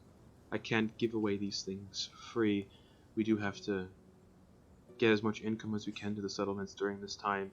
Importing and exporting is nigh impossible during this winter. Yes, well, our current plan is to go to Good Mead, resolve that Of situation, and while we're there, travel over to Dugan's Hole and see to their wolf situation. Ah, yes. And That then is perhaps on our way. Sorry. That is a predicament over there as well. Yes.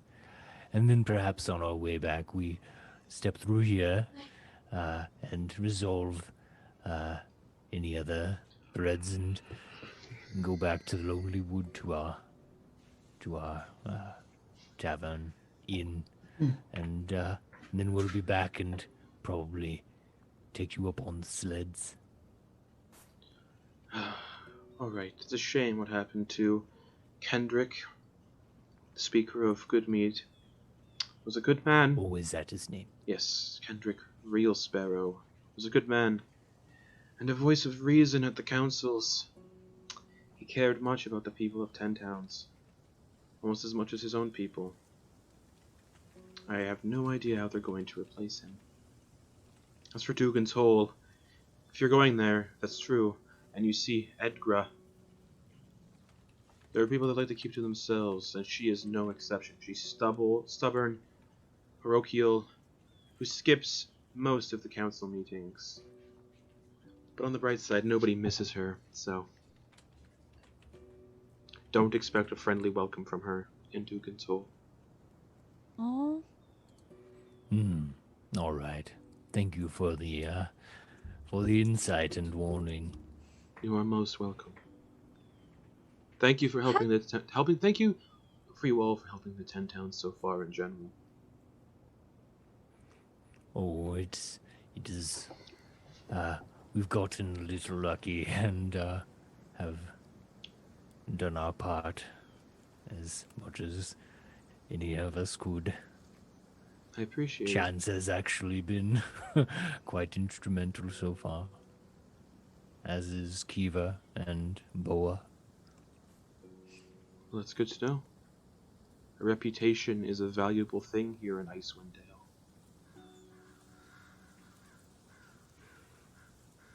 That is good to know. Well, Well, again, go ahead, Boa. just say, yeah, well, we heard your reputation is you're really nice. And you are. I'm not as nice as they say. I may be nice, but I still need to be firm and just to keep this place stable. A lot of rough things happen, and I can't be easily stepped on, if you know what I mean. Yes. So how are you? firm How do you hand. normally pick new speakers? It's a voting process. People come forward.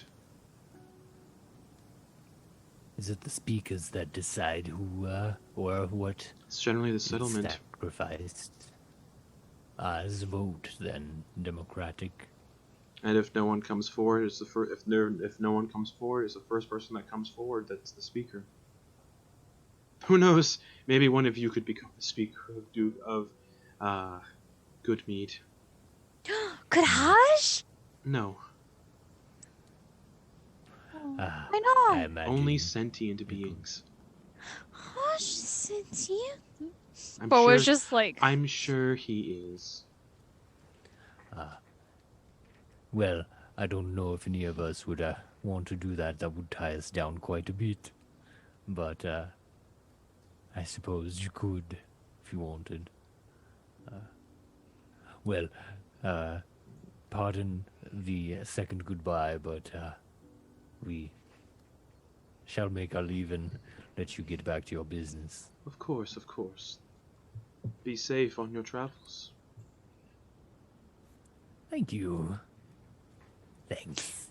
May I give you a hug before we go? Sure. See, Penny, I asked this time. and Bo was gonna go run over and give her a hug. Okay. Have a good rest of your day and your other meetings. You as well, little one.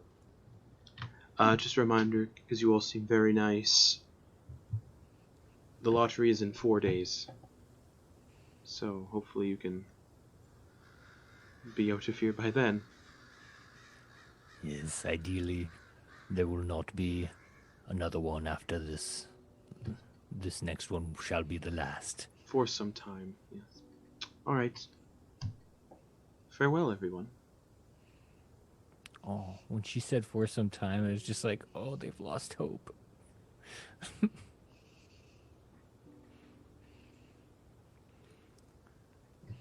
All right, yeah, leave. Okay.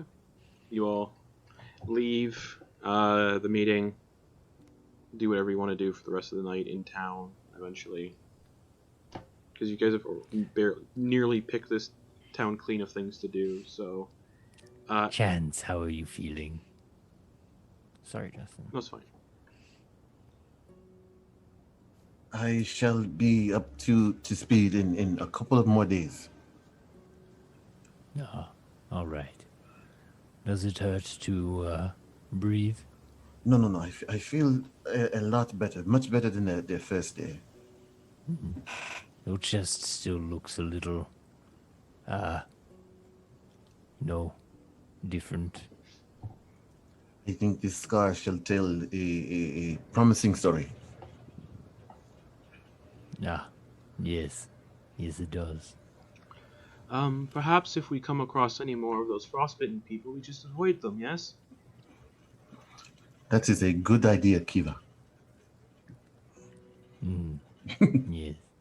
I believe I shall do the same.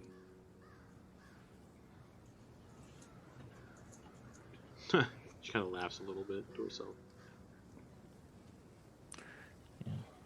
And then that's gonna end the story. Okay. Again, so this is just since I said you guys have basically done everything you can do in Bryn Shander, realistically. What do you all want to do for your last 2 days? We're just going to do a montage speed run these last 2 days. Alright, speed run it.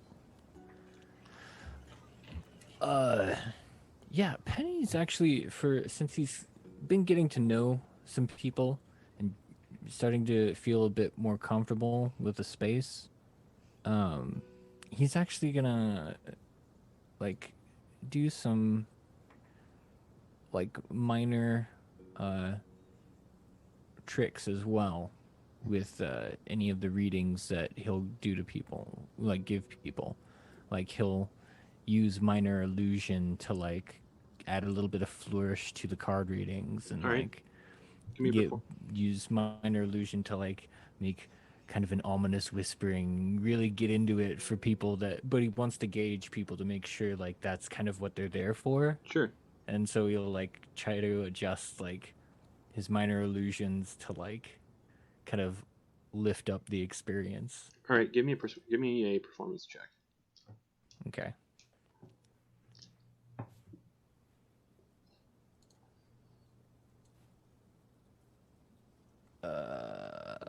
Oh, it's 10, middling. DM inspiration. Average person. Oh yeah, let's do that. I will do that. I'm going to use it. Is that just another D20? It's another D20 on top of advantage? That, yeah. No, it's another D20 on top of. All right, cool. 13. So 23. All right. People seem very impressed by it. Like, ooh, a lot of gasps of surprise, and they just like start a collection, and they start putting coins in a cup for you. Thank you. Thanks. It is very appreciated. Good luck with all of your fortunes. Same to you! You have 8 gold pieces. Oh, cool. A lot, like basically everyone in the tavern kind of contributed, so. Nice. Alright, that's what he does. Alright, for the last 2 days, what's Boa up to? Boa's been like, during this one, like, hearing the tales of like, kind of like special effects happening with these readings. Boa's been 100% like watching in the tavern, watching this happen. And she's like really interested. And she's been trying to see if Penny has let slip at all where he got this deck from. Because she's just so like, what is this? No. So like when there's like a moment of like there's no readings, Boa's just like gonna go sit next to Penny and be like, so how are your readings going? They're going quite well, little Boa. Very well. Can I ask you a question, Penny? Absolutely. Where did you get these cards? I got them from an old woman. She did not tell me her name. So she just gave him to you like a gift? Yes, I ran into her as I was going down the street. Another supposed random encounter of those that I have quite often. And she handed me the cards and had this look in her eye and said, "Take these cards. They shall be a blessing and a curse. Never shuffle them." Can And she dropped them at my feet. And I looked down to pick them up, and when I looked up, she was gone. Bo do an insight check to just see, like, He's just like, some random person gave him something? She's just thinking, like, is that right? Sure. Yeah, do it. yeah, okay. That is a freaking dirty 20. So you would gather that Penny is he's telling the truth, but he has like left out a lot of mundane things in order to give it a little bit more drama. Plus his regular cadence of speaking kind of oozes that as well. So, have you ever thought about shuffling them? Absolutely not. So far, they've been quite useful and, as far as I can tell, accurate. Shuffling might nullify their abilities. Or I might die. Who knows? Why would you die? They're cards, Penny. Yes, but they were a gift given to me by a strange woman. Who knows what would happen if I did against what she asked. Oh, There is a mystery in that, and I enjoy it. did you ever try to find the woman? No, whenever I see a good story, I sometimes like to leave a bit of mystery. Mystery is fun.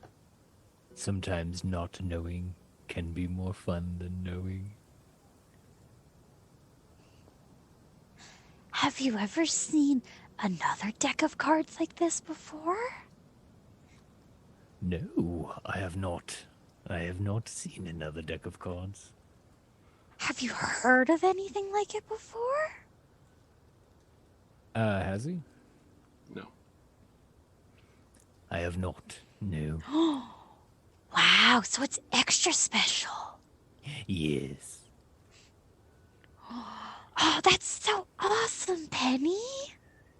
Yes, isn't it? Wow, you're a pirate and you have a super special deck of cards. Not a pirate. I was a prisoner of pirates. Yes. But you were on a pirate ship. Yes, I was. Okay, so not a pirate, Penny. Not Okay. a pirate. Penny the pirate does have a good ring to it, though. It does. Perhaps that can be a story. Penny the pirate, yeah.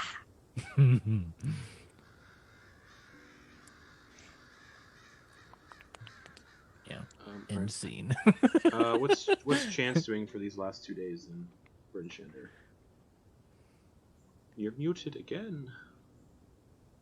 Can he go back to the stables and work for the guy again? For like the last 2 days. Yeah, and is there like, can I do like an animal handlings to see if I can befriend one of these axe beaks? Sure. And that'll be like a negative or -2 to that roll. Cool. Depends what day you want to do it on. He's gonna go both days. Yep. So first day -2, second day -1. Okay. So -2. That's 11. Okay. It kind of snaps at your hands. Not really befriended. Just And then that is a 14. 14. You're making progress. And you get paid for both of those days. So 5 gold per day. So you have an extra 10 gold. Okay. It's a hefty sum. Oh man, that's so awesome. He's actually earning more money than Penny because he's doing hard work, and that goes with his story that he told. But you all retire again for one final night at the inn. You sleep. Chances negative modifiers go away after the 4th and final day, and you all awake bright and early at 7 a.m. and everyone meets wherever they want to meet. Back at the East Gate, I guess. So you all gather at the East Gate. Well, are we all ready to try to do this again? I am No a more little saber-toothed hesitant. tigers. No more saber-toothed tigers. Chance, perhaps you would like another reading before we head out. Yes, it may spell good for us in the future. Yes. Please. Or at least something to watch out for.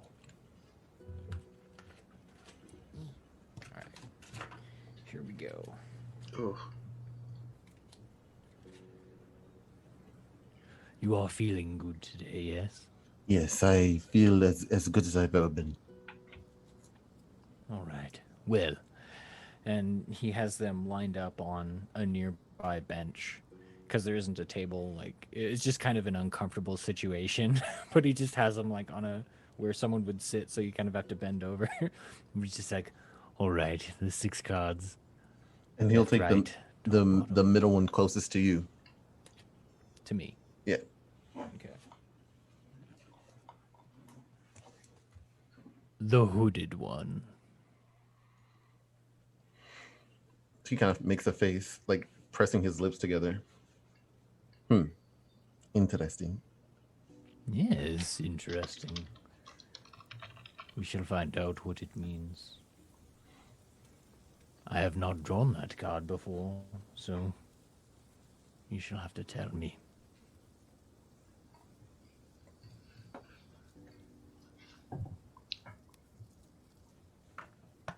All right.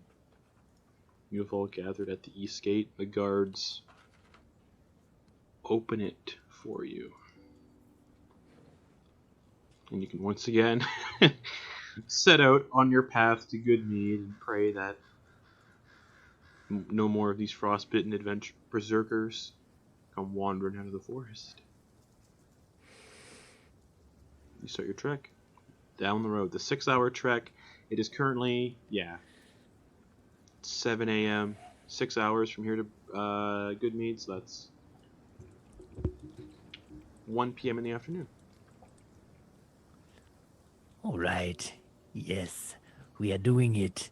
We are back out here, ready to kick lots of butt, or at least convince people not to kill us. Yes. We'll try our best. If we see I am- anyone walking away, we let them walk away.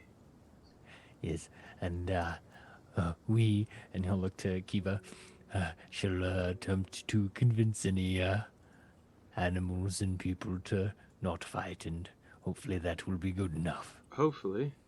And as you're all walking, 3 hours or so in, you eventually come to the spot where Chance was killed in the snow, and there's blood everywhere frozen in the snow, like a red slushy. Ooh, I imagine we see lots of tracks of animals and stuff that have investigated. Mm-hmm. Ugh.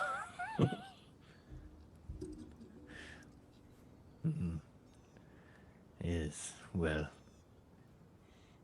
you're feeling all right, but yeah, all Are you all right? Chance is just Got it. staring at the spot where he died.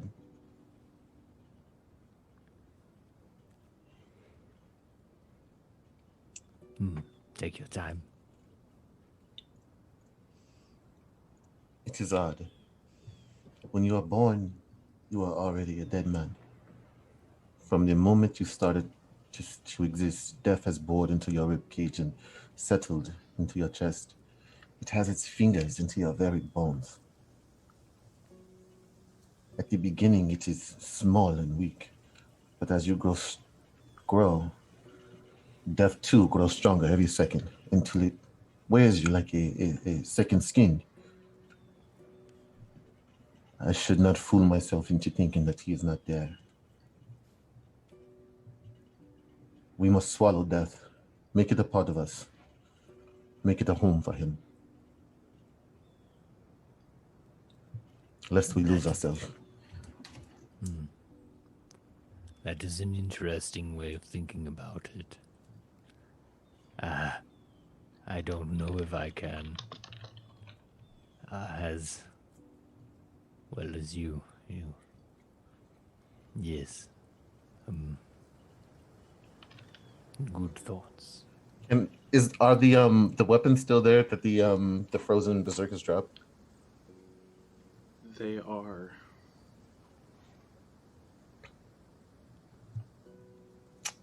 And is there like the bloodied one, the one that killed him? Can he grab that one? You may. Okay. And he'll just tuck it into his pack. Not really saying much about it. Sure. It's this weird metal. Like metal you've never seen before. No one has ever seen a metal like this before. Is it sparkling or No, is it's it like? just weird. It just looks just different. Yeah. Penny didn't bother to investigate before, and I mean it's been 4 days, so he doesn't expect much. But he's gonna go ahead and kind of look through the bodies. Well, they all discorporated when they died. Right. Well, look through the remains, I should say. So the remains are just the weapons. Oh, okay. Okay. Cool. So give me a history or arcana check, or religion, actually, Penny. All right. That's essentially just an intelligence check for me because I'm not proficient in any of those. Let's try it. 19. 19. Generally, the only kinds of creatures that discorporate upon death are fiends, devils, demons, other creatures that shit. fall under the thing of fiend. Oh, What, Penny? we were quite unlucky to come by these creatures. They seem to have discorporated much like that of those most like demons or devils. Devils, Penny? Yes, She just Yes, squeezes seems- Hodge tighter. seems we did battle with a type of fiend. Perhaps.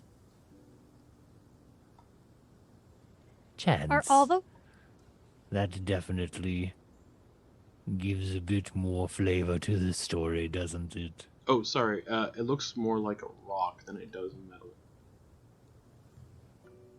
Indeed, it does. And what Is were there you- anything specific to add to the equipment? just a flail? are all of the weapons the same that got dropped? Yeah, flails and javelins. All the javelins are like scattered. Wouldn't be able to find the javelins because they're like lost in the Yeah. forest and stuff. Just They threw so many javelins at us. just the 3 flails.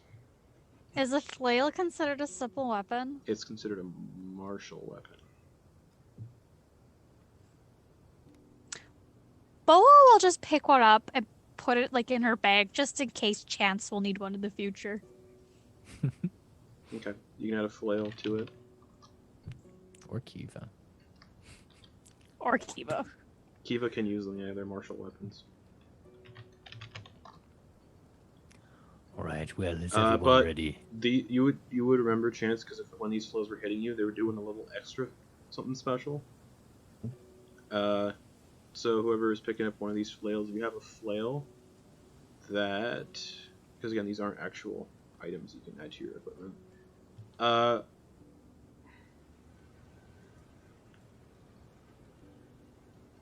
add this in the group chat just so you know what happens when someone gets hit by one of these.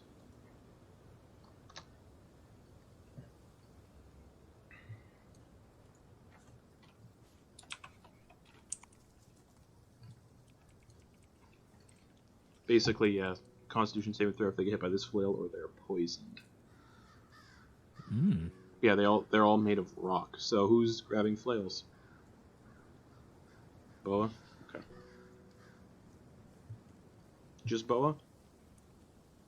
Well, Chance has the one that killed him for sentimental reasons. Okay. Cool. So you two pick up you two both each pick up a flail. I guess Kiva can have the last one. I don't really use flails, I use bows.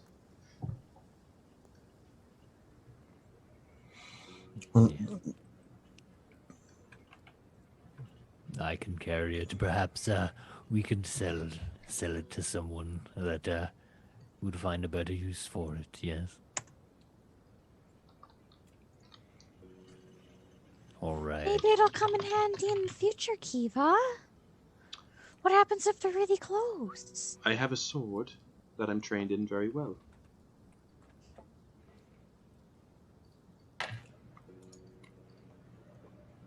Well, is everyone ready to go?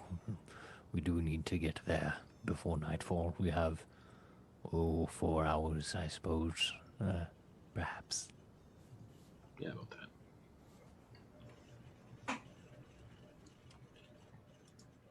Okay. Yes, is everyone ready? indeed. All right. Let us go. Alrighty. So, you all start walking again past the blood spot in the snow, picking up 3 of these flails made of weird rock. These figures were wielding, and as you're walking, as you start getting closer and closer to Good Mead, within the hour of reaching Good Mead, something catches your eye moving in the forest off the side of the road, like a beacon moving through the trees. A beacon of light with a hood.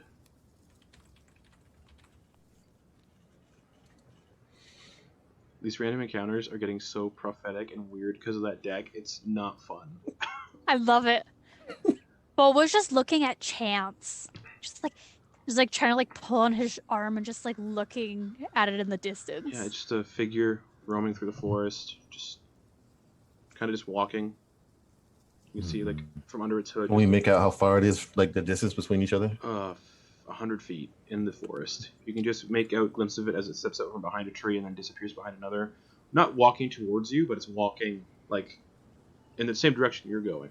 And underneath its hood, you can just see a glowing white light. It's, like, very bright. Just. So, again, it's always dim light here in Icewind Dale because of the no sun. Yeah. But this beacon is Yeah. just. Chance, what you think? This was in your card. This is your decision.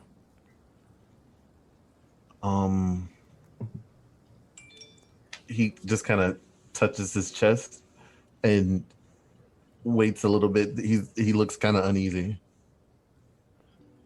We can avoid. I mean, perhaps we can follow. See more. If you've ever seen, like, the original movie poster of The Thing, it looks very much like The Thing on the poster, the person in the parka with the light just Oh, wow. emanating from the hood. Was in the cards, Penny. I can try to get a better look. but I will be very cautious and keep my distance. You promise? I promise. It's walking away. Kiva says. Well, True. we might see it again sometime later. Yes, we should focus on the task at hand. Yes. Oh, here, I'll actually post a picture Getting of what sidetracked. I'll post a picture of what you see walking through the forest, because you get a good view of it.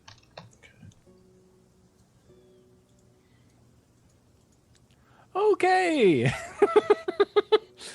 That's a lot different than what I was picturing. Yeah. Okay. Oh, yeah, no. Hooded creature walking through the forest, and then light just... Yeah, no. We'll let this guy go about his business. He seems like a swell fellow. It eventually Not kind of just bothering anyone. it eventually kind of just like Yeah. turns off the path it's walking, goes deeper into the forest. You don't want to fight that? That's cool. Okay. Man, that's so funny. Dude, the cards. Right? As soon as you did, I'm like, okay, when's their encounter gonna happen? Okay, afternoon. What's the encounter gonna be? No fucking way. Fuck. Don't fuck with tarot cards, man. Hey. But the final hour passes as you ignore whatever the fuck that thing was. The hooded man, essentially. Don't make me get up the stage, Garrett. I swear to God. And We're you playing all- Phasmophobia after this, and it's gonna be weird. You eventually find yourselves near Good Mead, surrounded. It's nestled between the Red Waters, which is a type of river, I believe, a little stream, and a nearby evergreen forest. The town is a squat dwelling adorned with carvings of dinosaurs and serpents, overshadowed by the two-story structure of the mead hall, its eaves carved and painted to resemble wyverns. And as honey is the key ingredient in mead, the town does buzz with the droning of bees. And I will switch you all over to Good Mead on roll 20. Boom. And as you kind of enter into the town, the heraldry you see is a dark brown drinking mug made of a cut-off section of horn with an antler handle added upright and centered on a white field, representing the town's mead exports and its cold, snowy climate. Yeah, and this is a very small settlement. It's probably the smallest settlement, maybe, I believe, in Icewind Dale. But that is the heraldry I'm also sending to the group. I love that. That's really cute. And you don't see any food or any people pinned up outside of town, so you can assume that their sacrifice is warmth. And as you kind of step into town, having 6 hours have passed, so it's 1 in the afternoon. As you're kind of walking past this forest, an hour out from where that weird lumbering creature was, a figure in cold weather clothing lurches out of the woods into plain view, running as fast as he can through the deep snow. Slung over his back are a pair of animal traps, one of which appears to contain a panicked fox. Everything all right? Oh, Christ. Hi. Hello. Hey, sorry, I didn't mean to startle you. I was out in the woods checking my traps when I came across a really fucking gross, grisly murder scene, I think. Well, grisly. Grizzly as in bear? No, like grisly. 5 members of the militia. Their skulls and chests were caved in. And I came straight here to alert the town. I think it might be the same people who killed our speaker. What's going on with the fox there? Oh, I'm a trapper, so it's... Do you want it? This fox is just rattled but uninjured.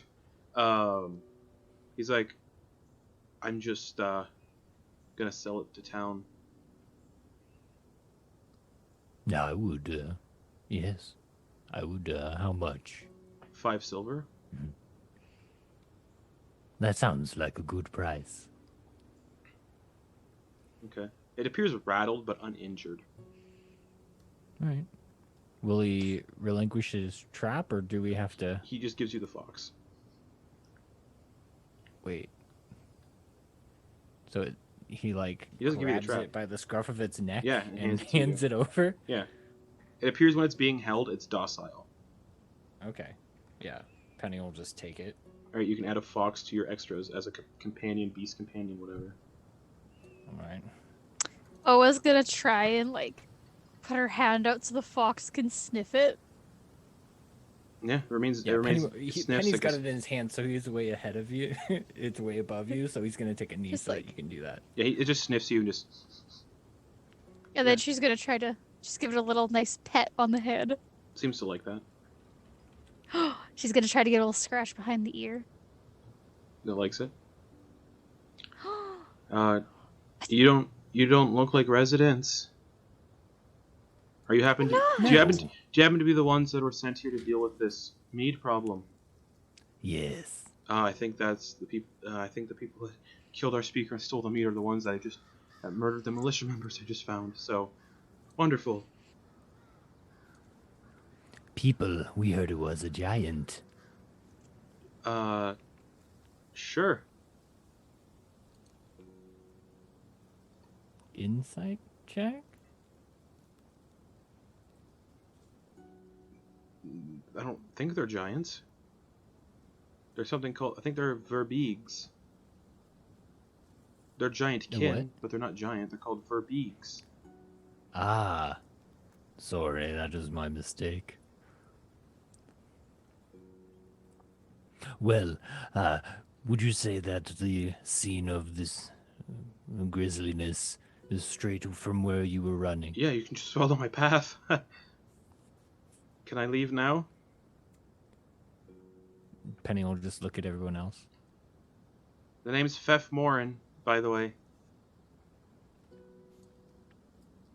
Thank you for the information. We shall seek you later if we learn of anything new. Okay.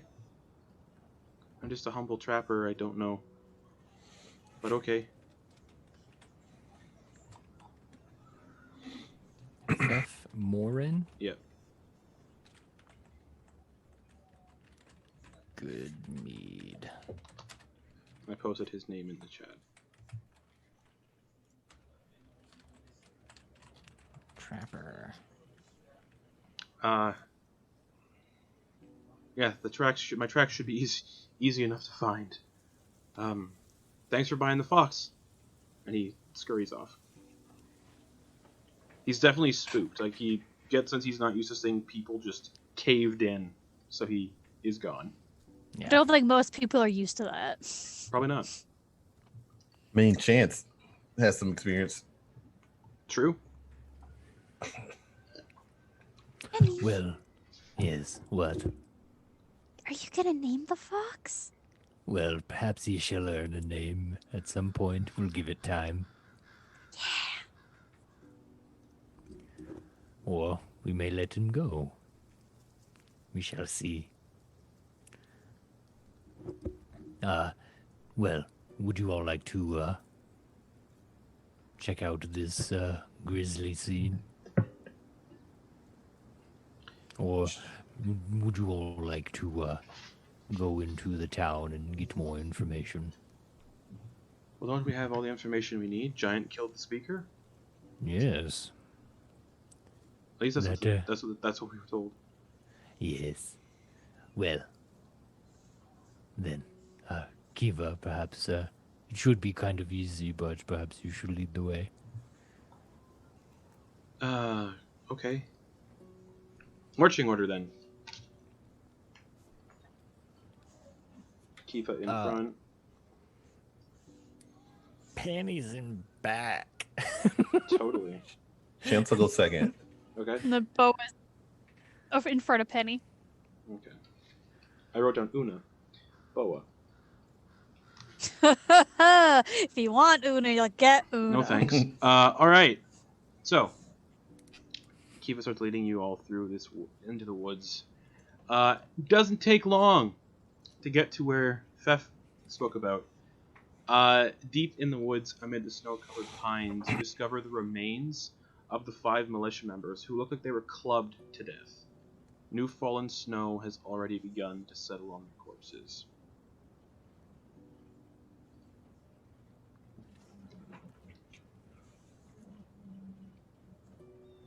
Are there any memorable like items, like personal effects? No. But there are footprints, large footprints in the snow.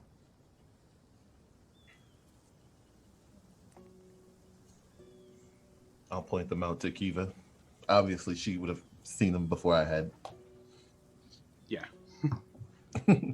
Oh, hold on. Anyone who wants to make a survival check can if they'd like. Just because Alright. Kiva's not here and I don't want to be like... Yeah, this is what your character rolls. Yeah. That's 20. Nice. So 24. Okay. Chance? Oh, 1 second. A 12. 12 succeeds.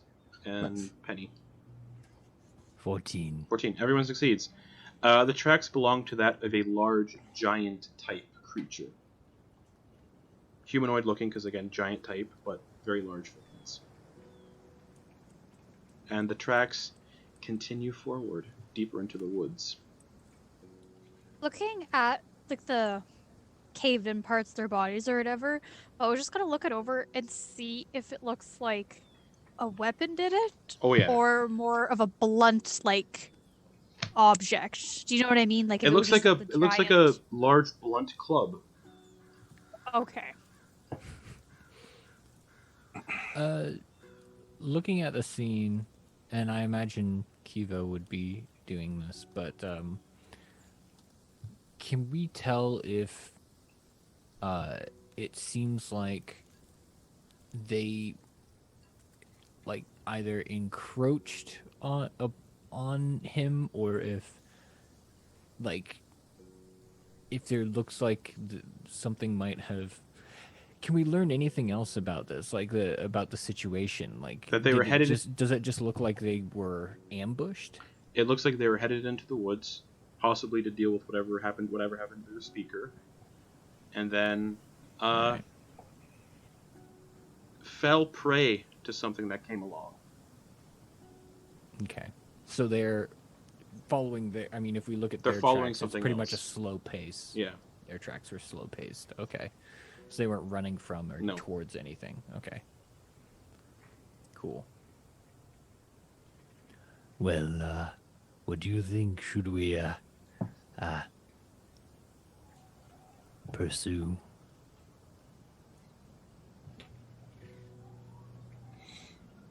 Is there only one set of footprints? Yeah, there's only one set of big footprints.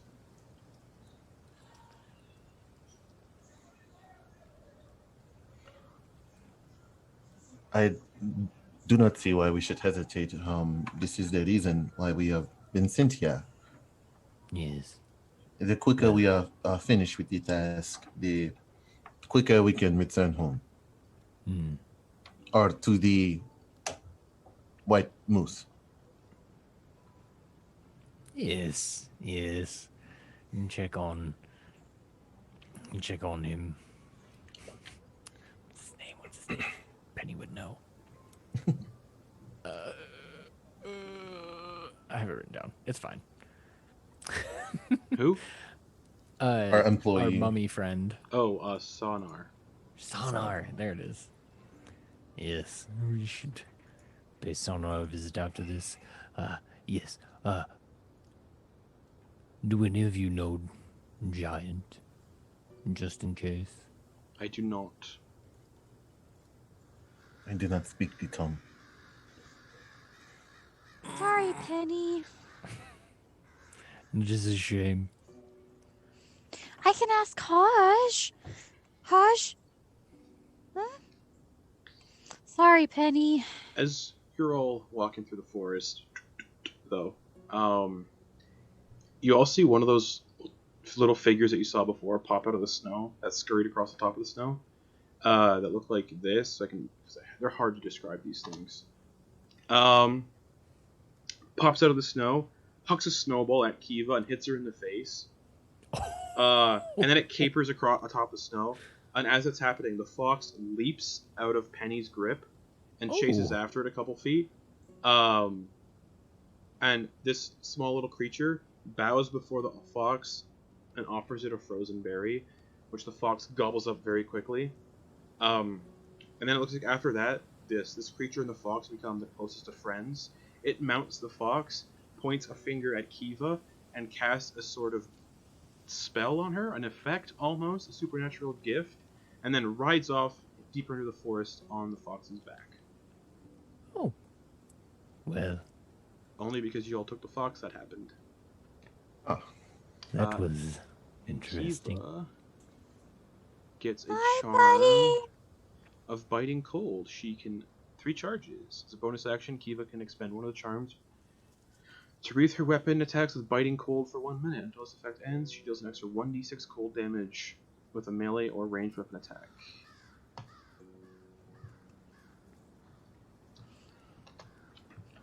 Kiva, are you feeling all right? I feel fine. I feel like you can kind of see like her like arrows are glistening a little bit with like ice.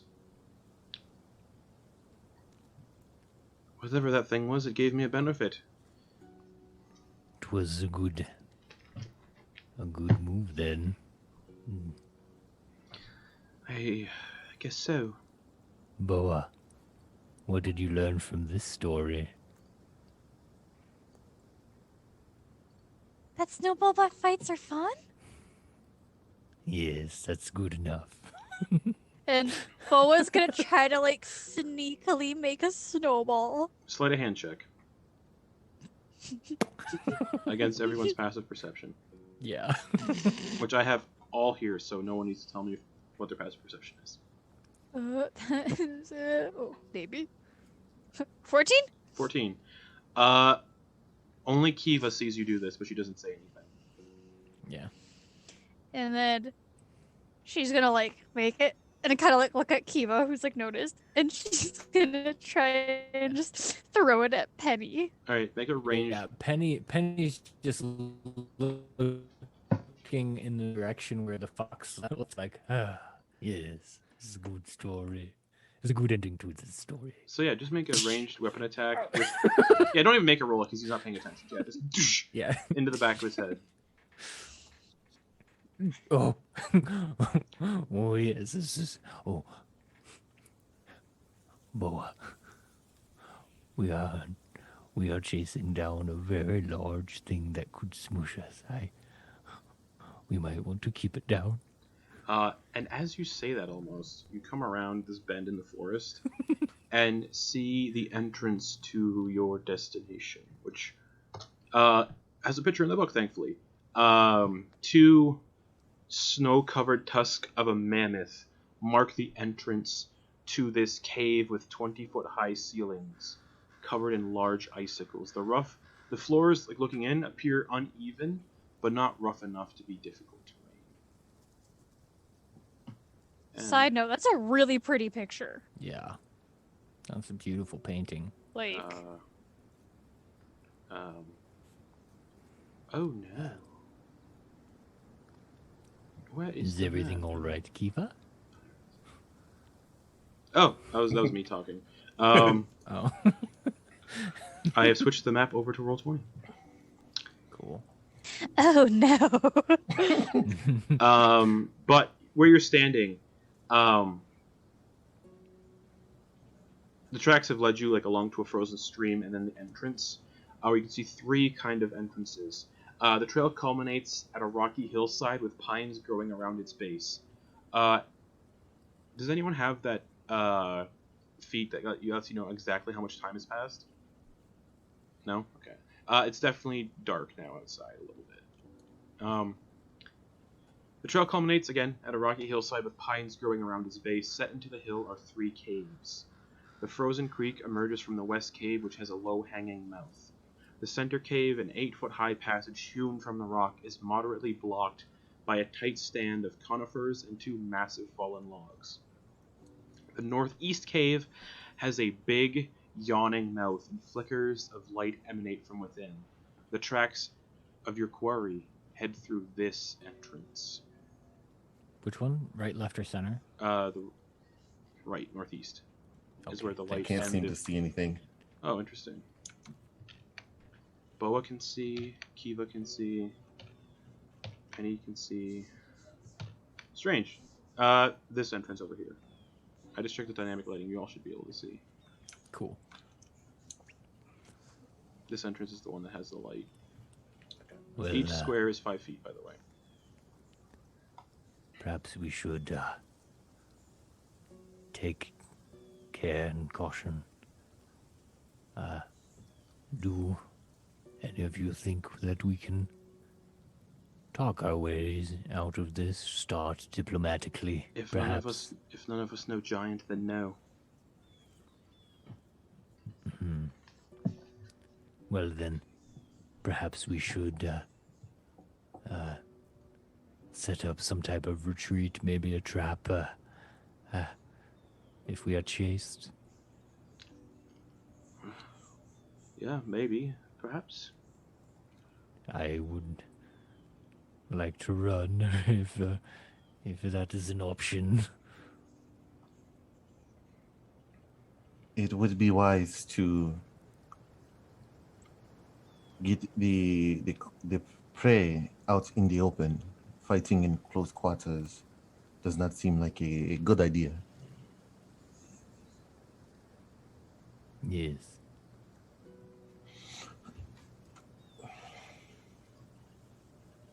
Well, are you going to take the lead, Kiva, or No, because I don't think.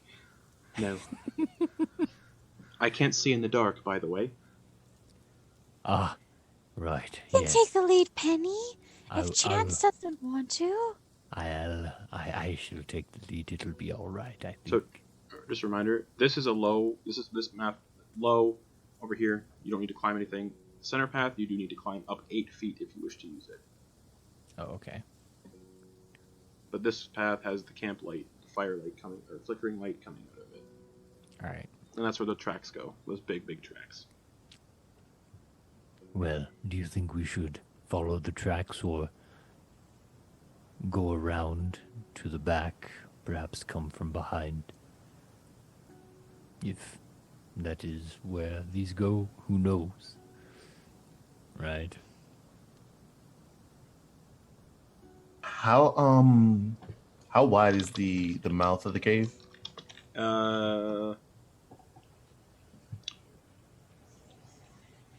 10 feet, and then like 15 feet tall. Or hold on, 20 feet tall. All right, so along the mouth, can I take the pittance that I have and a length of rope to make just sort of like just jury rig, like something that'll trip the giant or whatever the creature is if it were to run out the entrance? You can certainly try, yeah. Okay. And I just want to use a length of my rope and 2 of the pittance just to secure it Are you putting the pittons in the snow or into the cave wall? into the cave wall. Okay, so you're hammering them into the cave wall. I want to just at the mouth of the cave to I don't know, would that make a significant amount of noise? Most likely. Yes. Then I'd rather not do it. I might be able to do something with an illusion that might work. Oh, if we have a way to like make it so it's like utterly quiet, then definitely. I can perhaps make the sound of a blizzard that might be innocuous and cover up some sound. Oh, just like howling wind. Yes.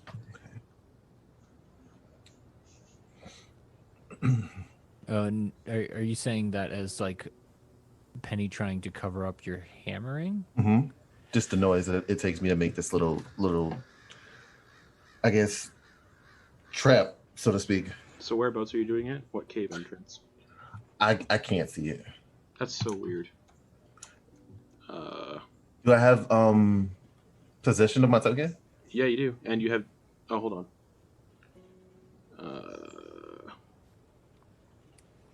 What about now? I see a streak. Ay, ay, ay. Maybe zoom out. Yeah, I'm all the way out. I Okay, saw my never mind. character briefly. Okay. I can see I can see this stretch right here, Okay. but that's it. Okay. Oh, interesting. Am I behind a wall or something? Yeah, there is walls that you guys can't see behind. I'm trying to. There. Yeah, You might need to There refresh. we are. Okay, cool. Never mind. cool. All right. I'm in a tree. Yeah. So yeah, I guess. So Penny will start... what cave entrance is this happening in, first off? Is this like my full vision? I only have 3. Yeah, I can only because see. It's really hard for me to fuck around with the dynamic lighting anymore. and Got such. you. Um. So the path where the footprints are, they're up here. No, they're that's over the here. 8-foot tall entrance. The footprints are over here. Okay, see, yeah, I want to stretch it from like here on to here. Okay. And I guess Penny will start to have it start off soft, but then like have like a picking up of like the sound of wind, and just make it sound like there's a blizzard occurring outside Okay, how you doing that? with minor illusion. Does minor illusion do sounds or no? It does. If you create a sound, its volume can range from a whisper to a scream. It can be your voice, someone else's voice, silence, or a beating of drums, or any other sound you choose. The sound continues unabated throughout the duration, or you can make discrete sounds at different times before the spell ends. Okay. So I'll just keep casting that if I need to, and Okay. Yeah, making the sound of blizzard. All right. It lasts for a minute, so Chance, give me some strength checks to see if you can hammer some pythons into solid rock. At a 16. Okay. Takes you about 5 minutes to hammer the first one in, so it's 5 minor illusions getting cast. Okay. I'll try again. Where's my strength? Oh. A 3. 3. Can't get purchase on the second one. I was gonna go over and be like, "Can I help, Chance?" Of course. She'll try to give it like a whack in. Okay. Just strength. Yep.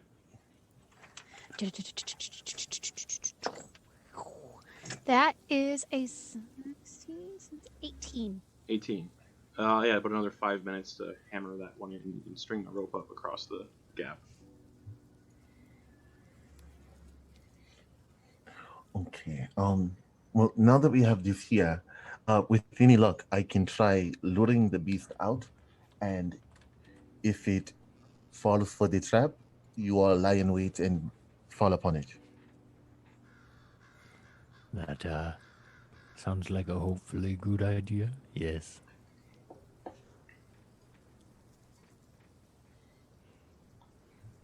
Okay. So, I shall communicate with you as I travel along. If I find myself out of range, I will head back. Yes. I will send you messages regularly, and you can respond with how it's going. Okay. Boa gives him a little hug before he tries this. Okay. Okay. And so I'll try to sneak up. Is a 10 It's good 5. for sneaking? Yeah. What's your stealth check? I rolled a 10. I think I got 1. Did I roll 1? Yeah. You rolled a one. You rolled a natural 1. A natural 1. As you step in, the hammering from on the walls actually loosens one of the icicles from the ceiling that shatters on the floor, and in deeper in the cave you can hear a grunt go, "What was that?" Or no, we wouldn't be able to understand it. Just, "Ooga scuba." And something Does it sound big, far? and something. Chance. No, something big's approaching. Let's hide. Hopefully it'll get tripped up. Yes. And it This is sounds like perfect. 2 separate big footprints. Let's And hide. I just want to stand on the other And side they're of the not rope. far away. They're getting close. Yeah, Penny is going back, and he's hiding by back here. Okay, everyone give me He stealth does not checks if wanna you're mess hiding. with that. Because I'm moving the tokens right now, so if you want to do it, this is all happening right now. Yeah. What's Kiva doing? She's also hiding. She's gonna try to climb this tree and hide in it. Oh yes. She fails. She is hiding behind the tree instead. So stealth check for Kiva. That's a natural 1. Oh fuck. So who's all hiding? So like, what's everyone's stealth checks going on right now? Because Solid 7. All right, so you're standing out in the open by that log. Chance, what'd you get for yourself? Your Wait, why you? stealth check. Wait, that's where you decided to hide? That's where you're hiding. I tried going like tree here. Oh, a little bush. So The, you're Yeah. in, like, the a- second one I rolled was a bush? 27. All right, so you hide behind something, Okay. and yeah, I rolled a 17. out of the eastern cave entrance, you see this massive giant-like creature, with like a top knot, some shabby clothes, and a massive spear and a shield, or not a shield, rather, just like looking around. Easily spots Boa and Kiva. And on the other entrance, this massive lumbering ogre comes out. Penny, what was your stealth check? 17. Passive perception of an ogre. Okay, it doesn't see There's you. 2 of them. I need everybody to roll initiative because the one giant sees Boa and Kiva. Oh no. Oh no. Pepperoni. Oh.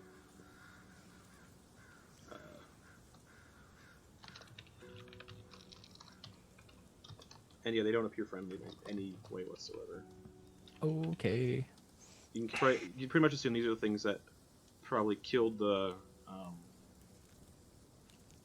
militiamen and the town speaker. Okay. Man. Not ones. Okay. Kiva's initiative. Dice tell a story. They do. Kiva's initiative. 8, 9, 10. Penny. 21. 21. Boa. 19. 19. Chance. 16. 16. Penny's up first. You're hiding, like, in, like, whatever, near the tree. And out of the eastern cave, you can see that one giant lumber holding a massive spear near, like, where... And it can easily see, that thing can easily see Boa. Boa kind of, like, standing behind some bushes, but, like, her, like, top half of her head's kind of sticking up from behind the bushes.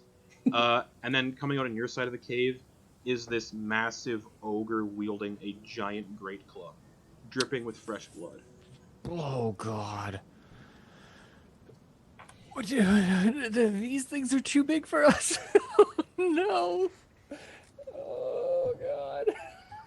And you can see Kiva, like, she's easily seen too by both the ogre and by this big thing. Oh no. You can assume the other thing's probably the verbeeg that the villagers were talking about. Everybody knows what an ogre is. And the ogre can also see Boa. But they can't see Chance. They can see Do we Boa know- and Kiva. Threat level, are we aware of what might be the more dangerous of the two? By looking at them, probably the one with the spear. You don't really know, though. I mean, they're both really big. The one is wearing armor, though. The ogre is not. Okay. It's like on a scale of 1 to 10, should we get our backup characters ready? I'm going to try to stay hidden, Okay. and do a bonus action Dragon's Breath and hold Is the that a- action. Is that a vocal component spell? So you're no longer hidden. Well then, You can use if an it's action. You can use a bonus action to Dragon's Breath and then an action to hide if you'd like. what if I? Here we go. Let's do this. I will, with my action, cast message, Okay. and with my bonus action, use the vocal components through the message spell so that it's quiet. Let me see if that actually is a thing you can do.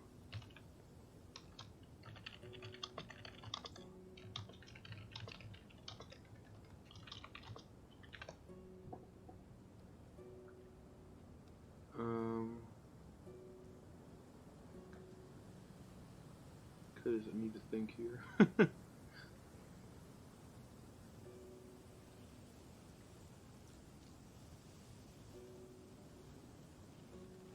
If not, that's totally cool. I know that I'm kind of like, Yeah, I'd say I don't know if that's. I'd say that wouldn't work because technically, Okay. you're messaging Alright. someone else directly. All right, cool. Then I guess instead, I will stay hidden and cast Minor Illusion again, but I'll use the sound of that saber-toothed tiger that we almost fought earlier, Mhm. but off in this direction, behind these trees. Okay. I'll cast the sound of that saber-toothed tiger, and that is just a somatic and material component, so I Okay. should be able to do that without losing stealth, I think. Well, let me check because somatic is hand movements. Yeah.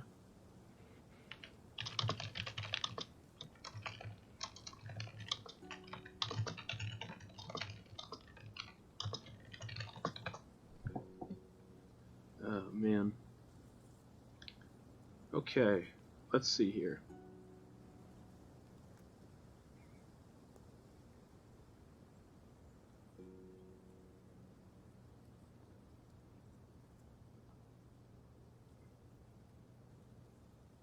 So, from the Player's Handbook, Chapter 10, it says, somatic components are described as forceful gestures. Okay. So just give me sleight of hand against, yeah, to see if you can, like, not be noticeable with it. 18. 18. Okay. It appears like they don't see you flailing your arms about to cast a spell. Okay. And they would hear the sound of a saber-toothed tiger off in this direction Okay. to the southwest. For everyone else's sakes, you would probably hear that too. Okay. Anything else? All right, that's my turn. All right, Boa, you are Sorry, currently... that took a long time, guys. It's all good. Boa, you can easily be seen by these two giant creatures, the ogre and this other thing, both staring at you and Kiva. These are 5-foot squares. They are. Those fallen over trees, though, are This- difficult terrain. Okay, I was just about to ask. Mm-hmm. If I would skirt around them, like, are these bushes or trees? Those are bushes, so they're also difficult terrain to move through. I can see this one. Top 8 of 10. And is it here? Oh my god, I can't click. There, is that where it's like 8 feet? The entrance to that is 8 feet up. Oh, like up here. So, no, right here is 8 feet up. To get up there, you have to climb Oh. 8 feet. How high are those trees? The Taller fallen than- ones. Taller. Oh, those ones? Difficult terrain. Yeah. You have to clamber over them. So like, They're not tall. They're not I'm super tall. They're just okay. inconvenient to move through. Okay, because I was thinking if I could jump on that and somehow try to Oh, jump and grab the ledge. No. Okay. She's just gonna look at this thing, gosh, and the sound of bells fill the air. She tries to cast Toll the Dead. Okay, wisdom save. Which one are Please you doing it fail. on? Yeah, which one? The one that's by me. That's a 14. That's a 14. Fuck you! That's So- just saying. So no damage. It shakes its head and just glares right at you. And yeah. And Boa is just gonna, like, try to climb over it in between the two. Okay, so it uses half your movement to do that. Yeah. Can she still see the dude? Oh yeah, If I crouched, can I be hidden? you'd be considered prone. Poop. That's worse. She's just gonna stay there then. She's just like, Okay. I got something. Is Alright. he considered like half cover or anything? No, because these things are big. They can just lean over the tree and just. Yeah. Fair. Okay. Chance, it's your turn. You are currently hidden. Muted. What's closest to me? Yeah, the big guy. One of them. Okay. Yeah, he's like within like 10 feet. Well, he doesn't. Can I hold an action to like shoot this guy in the face if he passes or trips on the trap? Just progressing forward. Yeah, sure. So you're holding your action. Okay. Okay. That's your turn then. Bringing us to Kiva, who's swearing that she failed her thing. She's gonna cast Hunter's Mark on the one near Boa and Chance. Boom. Hunter's Mark. And she's gonna loose an arrow at it, because why the fuck not? Because it gets an extra d6 of cold damage. 11 plus 5. Hits. So her arrow sinks into its chest. Does minimal damage. 4 piercing damage to it. Plus the damage from her Hunter's Mark, which is 1d6 for an additional 2 damage. And then she spends the charge because she has to do the extra cold damage for an additional 3 cold damage. So just... And then she's going to... Oh, jeez. 5, 10, 15, 20, 25, 30. Just run all the... No. 5, 10, 15, 20, 25, 30. And post up over there. Bringing it to the big thing. Or one of the big things.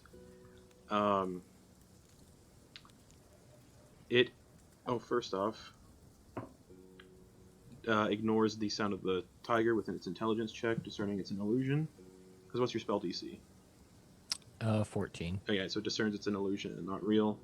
And then it's going to walk through the It's rope like a little bit of static, I guess. and make a dexterity check. Natural 1, so it falls prone in front of Shane. Yes. So can I, using the, I guess, my prepped action, instead of like noticing that it fell, can I sever its tendons while it's down? No. No? Well, can I stab it in the foot to give it like, I don't know, You to can. slow it down? You can. Okay. Because it's currently prone, so... I mean, mechanically you can't slow it. You can't, like, Okay. do anything like that, but you can... With advantage because it's prone. Okay. Well, then Chance is going to go in and poke it in the neck with his rapier. And you do get sneak attack because swashbuckler. And advantage anyway, so... So that's a total of 18 to hit. Or no, I'm sorry, 25 to hit, 18 damage. Okay, yeah, hits. And then he'll go. Oh shit, it's not done its turn. 'Cause it Oh, fell I'm sorry. prone. We'll keep the damage. We'll Okay. just keep the attack and everything. Oh no, because it's not falling prone anymore. Shit, sorry, I got confused. Falls prone, half movement to stand up after tripping, so the rope is just all like torn to shit. Well, he was using his reaction. Oh yeah, that's right. So it is prone currently. Yeah. Okay. So we're fine. So yeah, it was 18 damage. That's right. Or 20. How much damage was it? Sorry. 18. 18. Okay, that's your reaction. Its turn continues. Half movement to stand up. Looks down at Chance. And is going to attack twice with its spear. Just... First one is a 18 to hit. That does. Okay. And that is with 2 hands, so...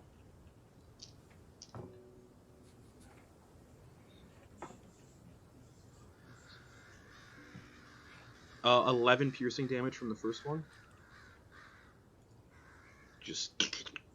And then the second spear attack is a 25 to hit. It does. 14 piercing damage. Gee whiz. Chance is unconscious. Yep, he is down. All right, that's its turn. Bringing it to the ogre, who also makes. What's the range on minor illusion, by the way? The sound radius. It's 30 feet. Oh, this ogre's far out of that. I mean, like, what do you mean? Like, because it can be a whisper to a scream. Like, yeah, but the radius, if it's only a 30-foot radius, they're not going to hear it. No, it's a 30-foot. It's a 30-foot range for me to deposit the sound. And where'd you deposit it again? Right behind this tree. Okay. Yeah, and so It's but beside the bracket of 30 feet, it's a 5-foot radius. That's yeah, weird. but that's like Nah, yeah, who fucking cares? that's for the image aspect. Intelligence I'm check. imagining. All right, it's gonna wander off then. This ogre just again, where was it? It didn't pop up on the map. It's the most southern western tree. Right behind it. So right I'm here. clicking. Yeah, Yeah, I'll put my I'm thing not seeing there. your That's okay. that's where I put it. Right All there. So it's gonna use its okay, cool. It's gonna and just kind of peek behind the tree and not see anything. Okay. And then how much movement was that? 5, 10, 15, 20, about 20 feet of movement. Doesn't see anything. So it's going to spin and throw a javelin at Boa. 17 to hit. Fuck, just hits. Okay. This massive ogre-sized javelin for 13 piercing damage. Ow. And that ends its turn, bringing it back to the top with Penny. Yeah, Penny he's realizing he needs to risk getting hit. So he's going to cast bonus action, cast Dragon's Breath, and then from inside the tree, he's just going to unload on this ogre. Okay. What damage type, by the way? Acid. Cool. Go. What's the? So you're gonna just. Yeah. What's Dex the save on save. that? Dex save. Okay. 14 That saves. -1. Oh. Ah! So fails. Yes. Takes 7 acid damage. Okay. Wow, guys. Just. Just. Its loincloth disintegrates. That's not what I wanted to do. It's just All like right. they're like. Yeah, Penny is going to try to take attention away and move up to here. Okay. Cool beans. Alrighty. Yeah, just a frozen stream that you're running around. Okay. Boa. Shit. Chances within 60 feet. He is, yeah, and he's unconscious. She's just gonna hug Haj, and she's gonna cast Healing Word at the 2nd level. Okay. Chance does go next, so that's a good idea. Let's see. Oh man, that's great. That the cleric is right before our Clerics Okay. need. I always feel like clerics like the best 6, higher up 7, or middle. 9, 10. Or 10 last healing. tier, even. 10 healing, cool. Chance, you have 10 hit points. You're no longer unconscious. You're prone. I just imagine as he's like in that space, he just sees this like visage, like silhouette of like a shark as he's coming back, and he's just like, "What?" but the happiest, cutest shark you've ever Yeah. seen. Just like, Anything else, Boa? oh, I have movement. Mhm. Fuck. Where did Kiva go? Kiva was like hiding all the way over here. Can't actually see her. Okay. Because Yeah. Nope. just the dynamic lighting stuff is hard to mess with right now. But she like ran far to the right. Yeah. Yeah.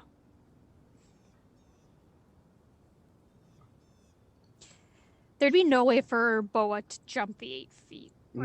No. Like if she tried to. Like straight up, no. No, parkour. Oh, okay. Boa. It's just half your movement to climb up. Everybody, yeah. So far, everybody else is. It seems like, it definitely looks like Penny is trying to take this thing's attention off of you, and I imagine the other thing isn't going. Yeah. So. So yeah, what are you doing? Boa is going to stay there. Okay. And just watch everybody, so she can Sure. be kind of central, just be like, healing.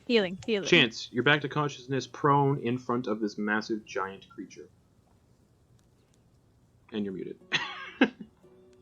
Oh, the first thing I want to do is stand. Okay, half movement. Can I use my bonus action to disengage and then feline agility to move Of course you can. well out of reach? Oh yeah. Shoot. I don't know which way I want to go because I can barely see anything. Which way did Kiva go? Kiva's basically like behind Okay, you. 5, 10, 15, 20, 25, 30. Do I still have an angle on this guy if I move down here? Yeah. But I don't think I have any more action economy to even. Bonus action to disengage, and use your And then a movement. feline agility. Is feline agility in action? Give me 1 second. I believe it's just an ability you can use. Yeah, so no, yeah, okay. Yeah, once. Yeah, Per, it's just an once, ability. It's once per turn. You can only use it once you've not spent any movement. Okay. So can I shoot that guy? Yeah, totally. I'm gonna shoot that guy in Alright. the face. 25 to hit?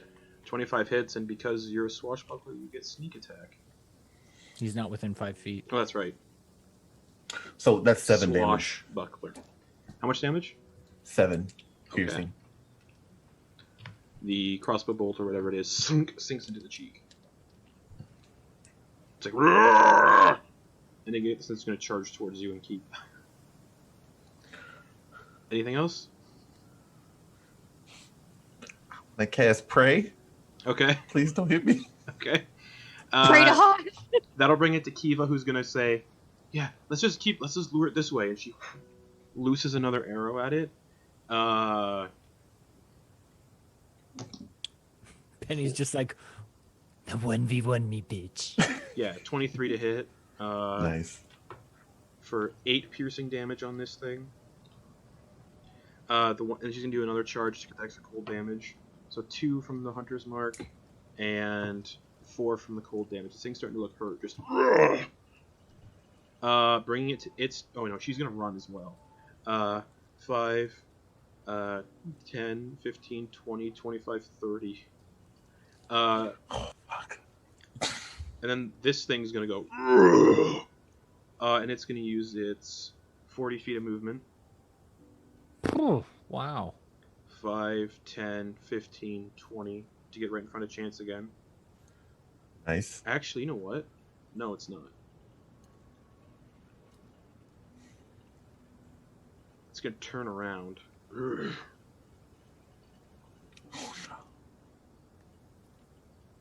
I don't know actually. No, because yeah, Chance and Kiva are like, yeah. 2 attacks with its spear on Chance. First one is a... Nope, 14. Into the side of the cave. You duck and it just stabs into the side of the rock face.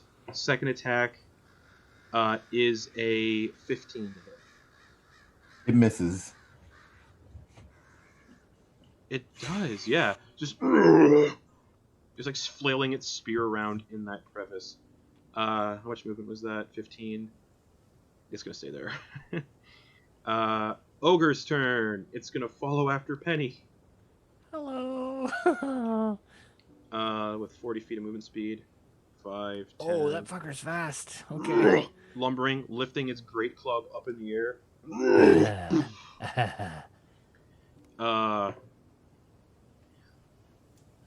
Dirty 20 to hit. That hits. Just. Yeah. So that is.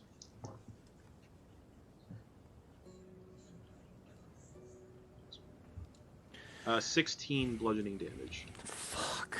Just. I'm at 7 hit points. And I need to do a con saving throw. Correct. 23. Succeeds. And it's Penny's turn.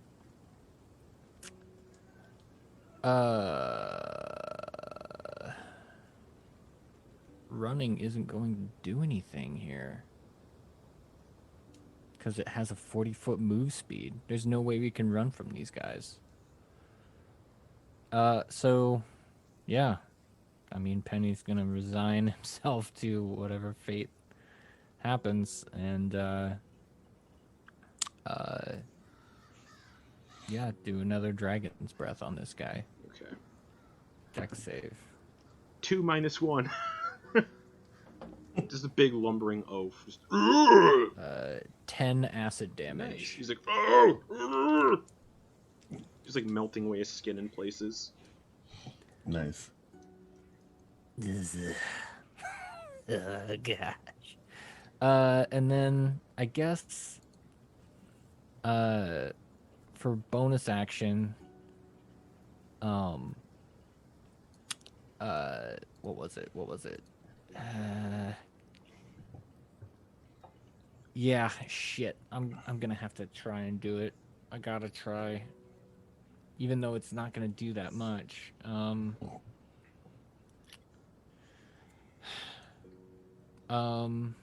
It's close range, so I can't use Firebolt, but I'm going to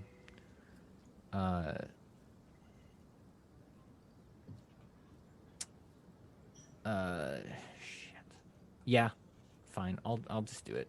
I'm going to use a sorcery point and cast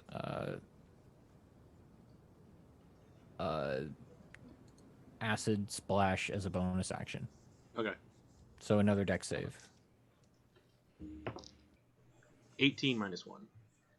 Okay. So 17. Oh, that means nothing, no damage. All right. I wasted it like last time. Sweet. Yeah. All right, I'm done. Okay. Boa. Penny's looking bad. Chance is looking bad. Penny's looking worse. Penny's looking worse. Okay, Yeah. thank you. Shit. 5, 10, 15, 20.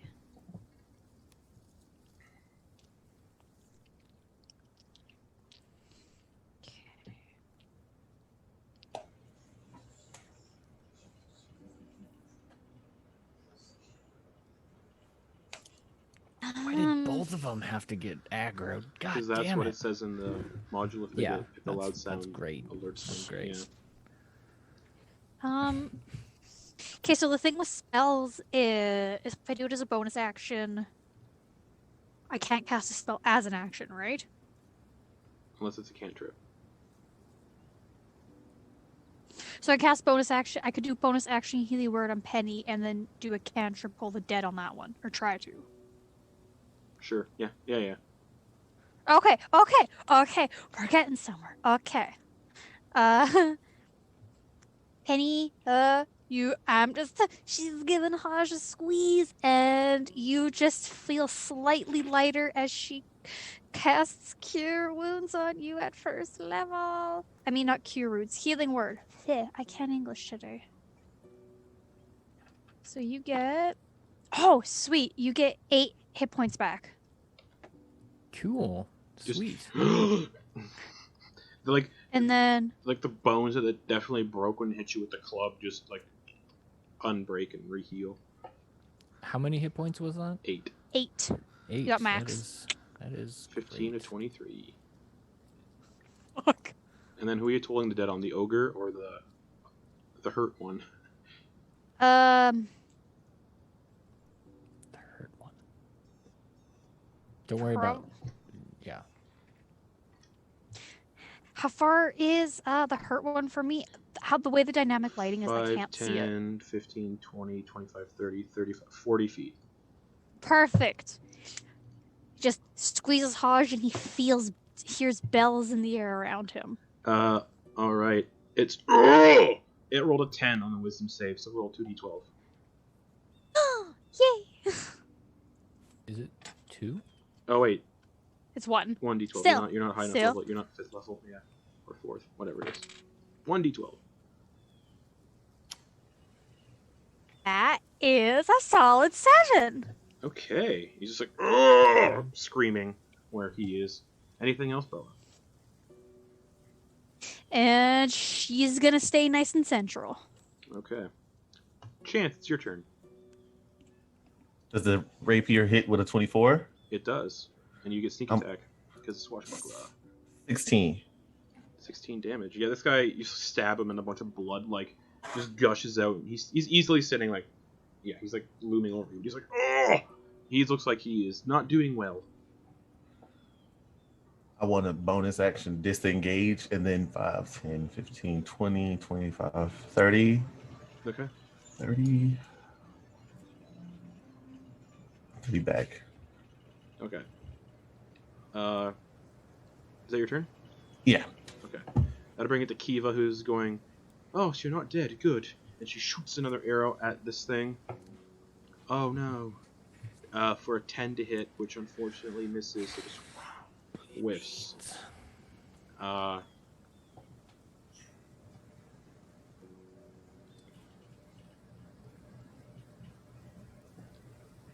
Can I give her my inspiration? No.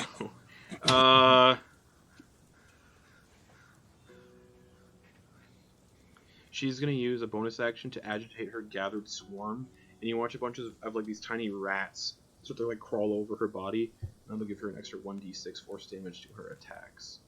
And it moves the creature 5 feet either toward or away. When that happens. Okay, that's her turn. Bring it to it. Who's gonna go 5, 10, 15 and get up to Kiva and Chance, and it's gonna do an attack, one attack to each. So the first spear attack going towards Kiva is a fucking natural 20. Oh. Why? Chance, do you want to take that natural 20 instead since Rose isn't here? Yeah, definitely. I'll take it. Okay. Oh, great. Can I burn my Oh, wait. inspiration to take half damage? You know what? It might kill you outright, though. Fuck.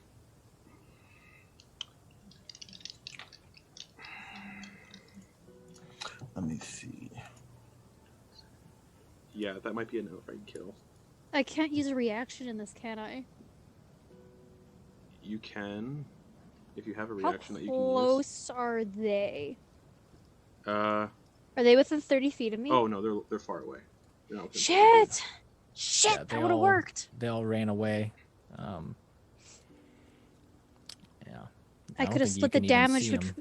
I would have been able to split the damage between the 4 of us. Okay. So, Chance, do you want to take this crit or do you want Kiva to take it? I'm being nice about it. Shoot. What's Kiva's hit points at right now? She's at full, so I think she should take it because it might kill Chance. Yeah, and then I'm behind her anyway, so. Yep. Kiva takes 38 points of piercing damage.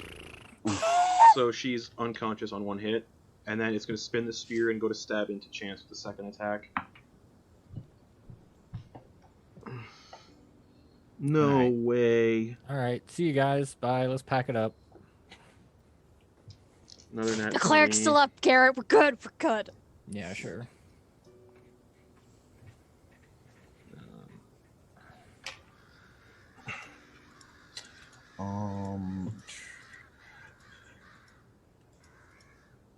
Chance, you take 36 points of piercing damage.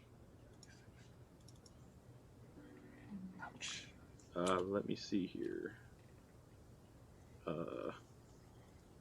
Because if the remaining damage is over your max hit points, chance dies.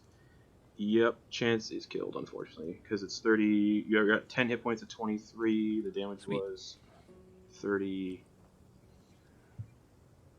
So yeah, there's more. There's more than your max HP left over. So chance is unfortunately dead. Stabbed through the torso. Shit. Can I use my inspiration for something? Yeah. Can I burn inspiration to? Actually, you can use your inspiration to make the enemy re-roll, can't you? No. Isn't that one of the things? No. No. Okay, never mind then. Can I use my inspiration to freaking try to dive out of the hit so it's not as fatal? I don't know. I see him coming. I'm familiar with how this feels. Or can I shout in his head to frighten him in I don't know. And this was Elvish, such a good session. Elvish or common or whatever. Roll me a d20 and I'll allow you to subtract the damage from it. Yeah. 20. Okay. So you take 16 damage instead of 36. I'm still down, You're but that's still not dead. That's fair. I don't have my inspiration. Thank you. Mm-hmm. Fuck. Yeah, it's 5, 10, 15. Gonna move away and go back to the other two. Bring it to the ogre. It's gonna run towards the healer. Wait, why? Because it's going after the healer. How does he know? Fine. Great club attack on Penny. Yeah, let's go. Thank fuck, no, another natural 20. 9 to hit. That does not hit. As its turn, bringing it to Penny.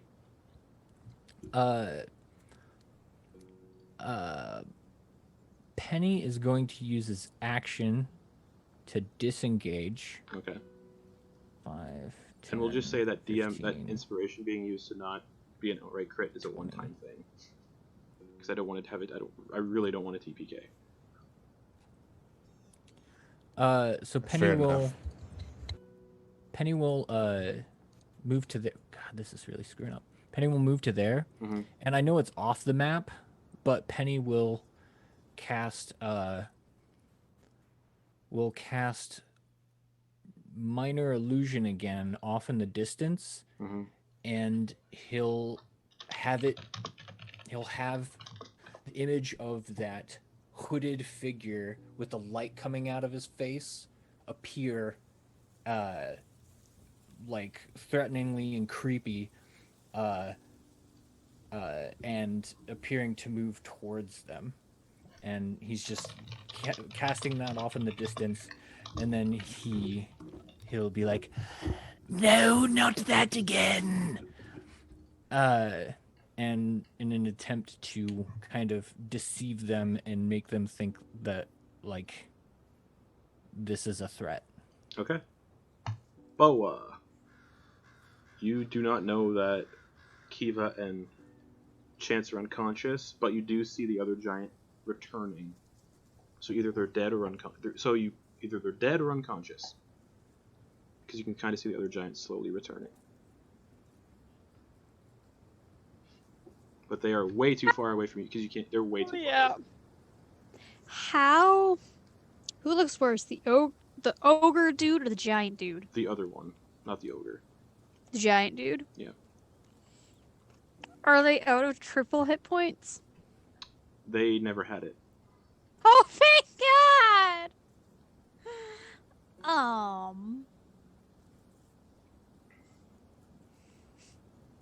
Fucking hell.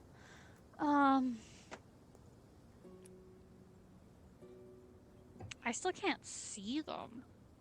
Well, which I should be able to. You can, yeah. Just dynamic lighting's fucking up tonight. So is it like over here? It's right here. It's Okay. yeah. You can see it where you are. It's like exactly 5, 10, 15, 20, 25, 30, 35, 40 feet away. Okay. I am going to bonus action. Mm-hmm. Wait, 5, Healing word. 25, 30. No. Okay. And so on first level, just so the healer doesn't go down right away. That's gonna be gross, but not terrible. 7 points of healing back. Okay. And then I'm going to just hug Haj and cast Toll the Dead on that one. Okay. 4. So roll a d12. 12. Come on, come on, come on, come on, come on. 11. 11. He is in low single digits now, just. And he just looks right at you, and you get the sense he's going to put all his anger on you for those Toll the Deads. Anything else?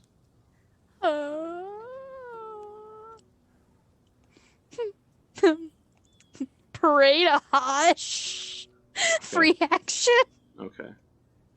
Chance, I need a death saving throw. I got a 2. So that's 1 fail. Kiva, death saving throw. 9.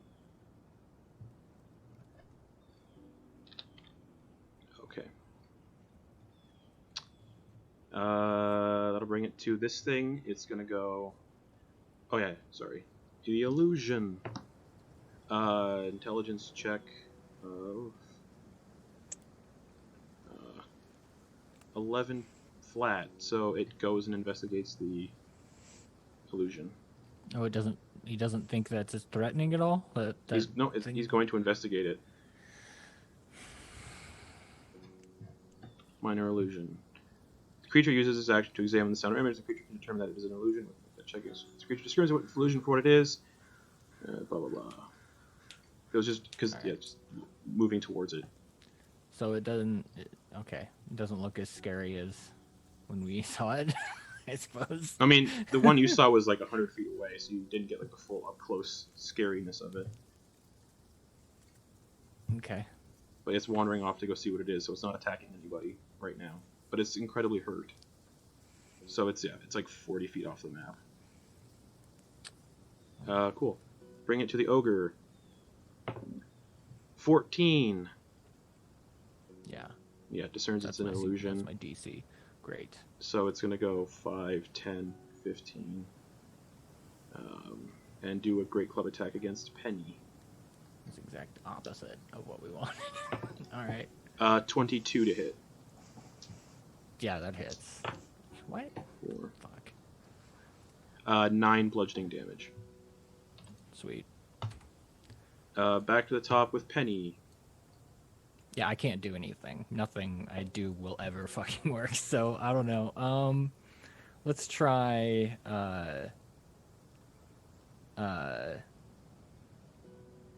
self-immolation.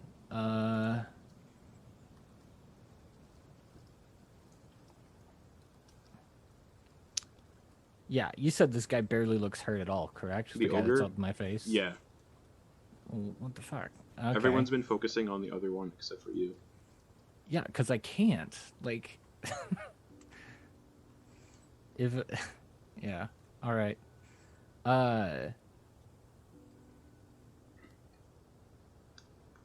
Yeah, you said that other one was how far away? 5, 10, 15, 20, 25, 30, 35. 40 feet? Yeah. It was 40 feet from me. And yeah, it's 40 feet from where Penny is now, too. Great. Oh, no, wait, it wandered off if towards the illusion. If I tried to do a ranged attack... Sorry, yeah. it wandered off towards the And illusion. So it's actually... How far away was the illusion? Off the map? Within 30 feet, right? Yeah, within 30 feet. So it's 45 feet away. Or That's no. as far as I can do it. Yeah, 45 feet. I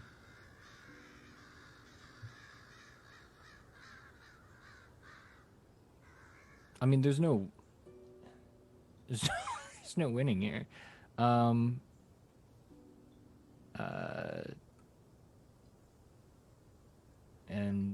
they'll just outrun us.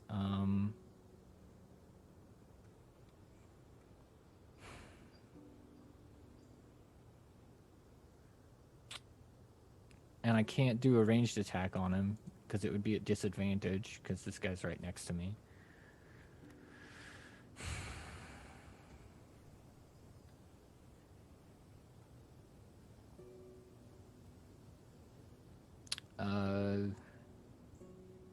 Fuck. I mean, this probably won't work, but I'll go ahead and give it a shot. I'll use my action to disengage. Okay. Move 5, 10, 5, 10, 15, 20, 25, 30. And you said that that guy had run off towards my thing, which was directly south of where I was. Mm-hmm. And then I will use my last sorcery point and cast Firebolt at it. Okay. Yeah. I got a 20, but it only does 2 damage, so he's just pissed, and they're both gonna kill me. Drops to 0 and dies because he had 2 hit points. Oh my god.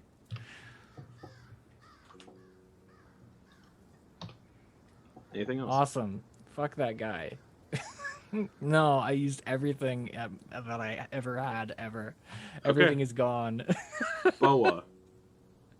Oh, I need to roll. I got hit before, didn't I? I need to do another con save to see if I still have Dragon Breath. How much damage did it do? 9? It's 9. So, yeah, 10. Alright, I rolled a 17 on my save. Alright, so Boa, it's your turn. The ogre is the only one left. Guiding bolt, 2nd level at this bastard. You just see her like hugging Hodge, and she's just like angry and scared. She just puts her hand out. This energy just comes out. Okay, go for it. Maybe. Is a 22? 22 hits, roll damage. This guiding bolt sails out from where you're doing your thing and slams into the side of the ogre. Okay. Hmm.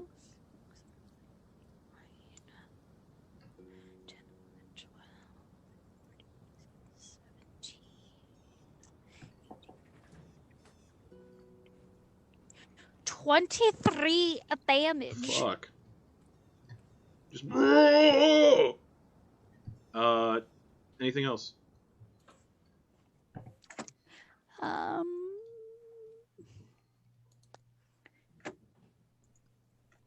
How bad is it looking? After that guiding bolt, it's looking hurt. Pretty hurt. It's looking pretty hurt. Mm-hmm. Okay.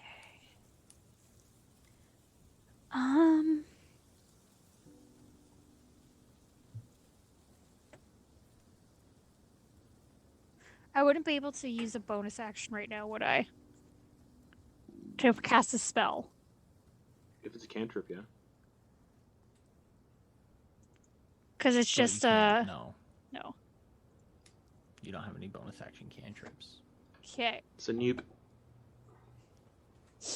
She is gonna stay there and hope to God everything's gonna be fine. Okay, chance, death saving throw. 12. 12, that's 1 success. Kiva, 15, so Kiva has 1 fail, 1 success. Okie dokie. So 1-1. Yep.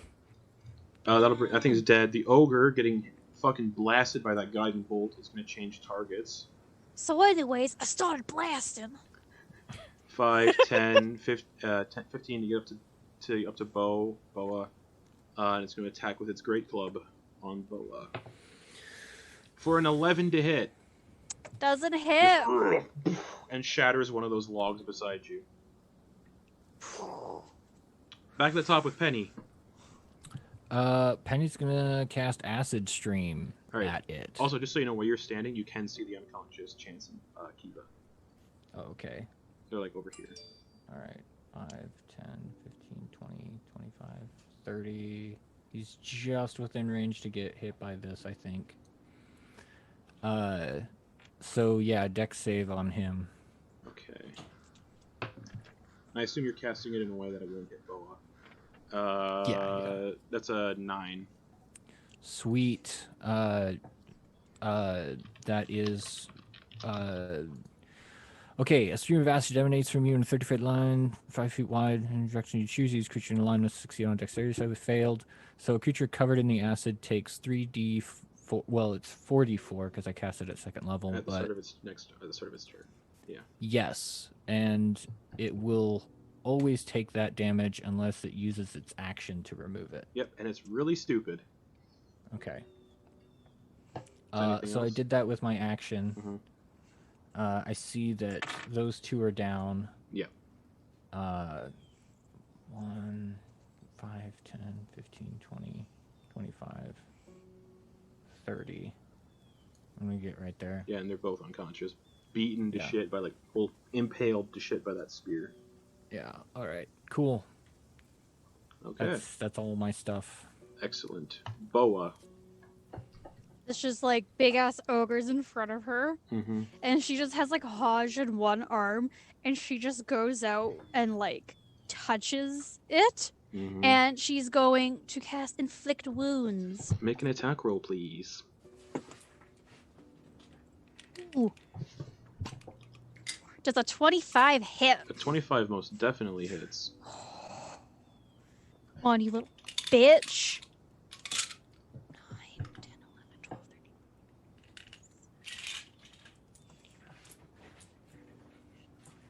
23 damage. Necrotic. Boa. How do you want to do this? My spell's so useless.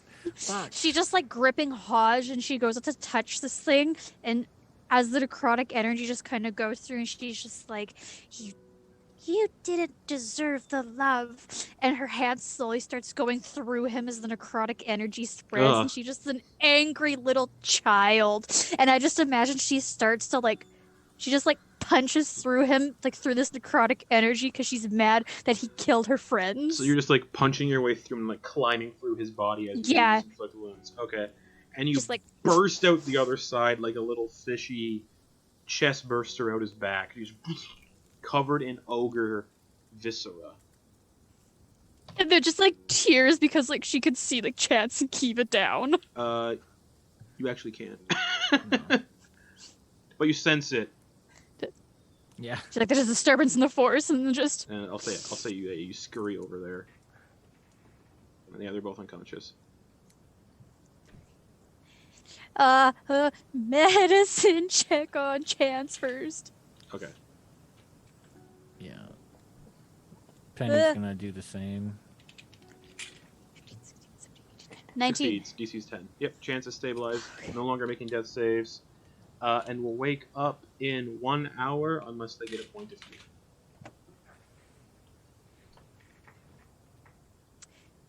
She is going to give.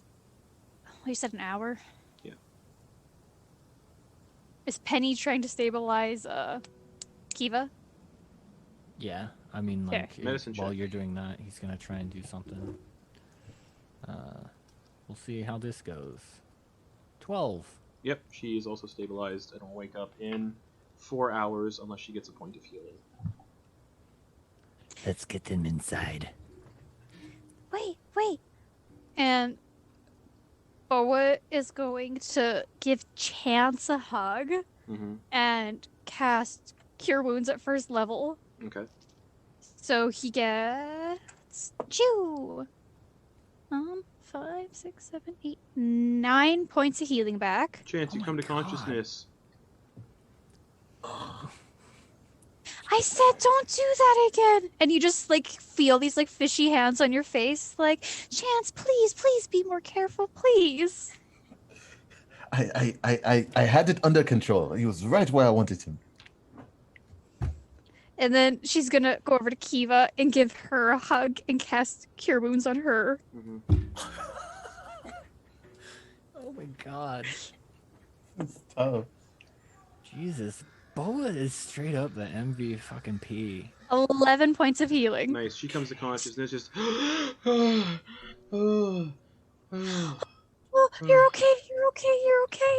And because of how late it is, that's what we're going to end the session for the week.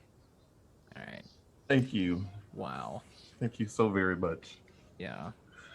Jesus fucking Christ. So, And now you can explore the cave without any issue. I'll be nice to say Jesus. that. So We have a fucking long rest If- in the cave. yeah, and it's go nice. explore it. Yeah, you can take a long rest in the cave if you need Yeah. to. Did we you end should up stay using the, 3 nights. Yeah. Did you end up using the last of your spell slots? Yeah. That was tough. Guys, I don't know, man. I think I built my sorcerer wrong because everybody says, "Oh yeah, sorcerers, they're the big damage dealers," and I'm just like, I'm not doing shit for damage. Well, you guys are only 3rd level though. And we're encountering this shit, Garrett. Like, Yeah. it's fine. Well, I mean, compared to Boa, who's doing like fucking 20 damage, and Oh, is and right where she Chance- needs to be. Chance can do up Inflict to like wounds, 20 man. damage. Inflict wounds and guiding bolt. What was the good. tank? Yeah, She's she's carrying the team right now. yeah.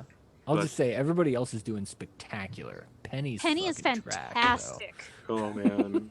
yeah. So yeah, that DM inspiration avoid a crit is gonna be like a one-time thing. Yeah, no, 'Cause I'm just glad. holy I'm, fuck. Yeah. Because that was like an outright kill to Chance. That's brutal. 2 nat 20s in a row. Gross. You gotta spin them or something, man. You gotta put some spice on that dice roll.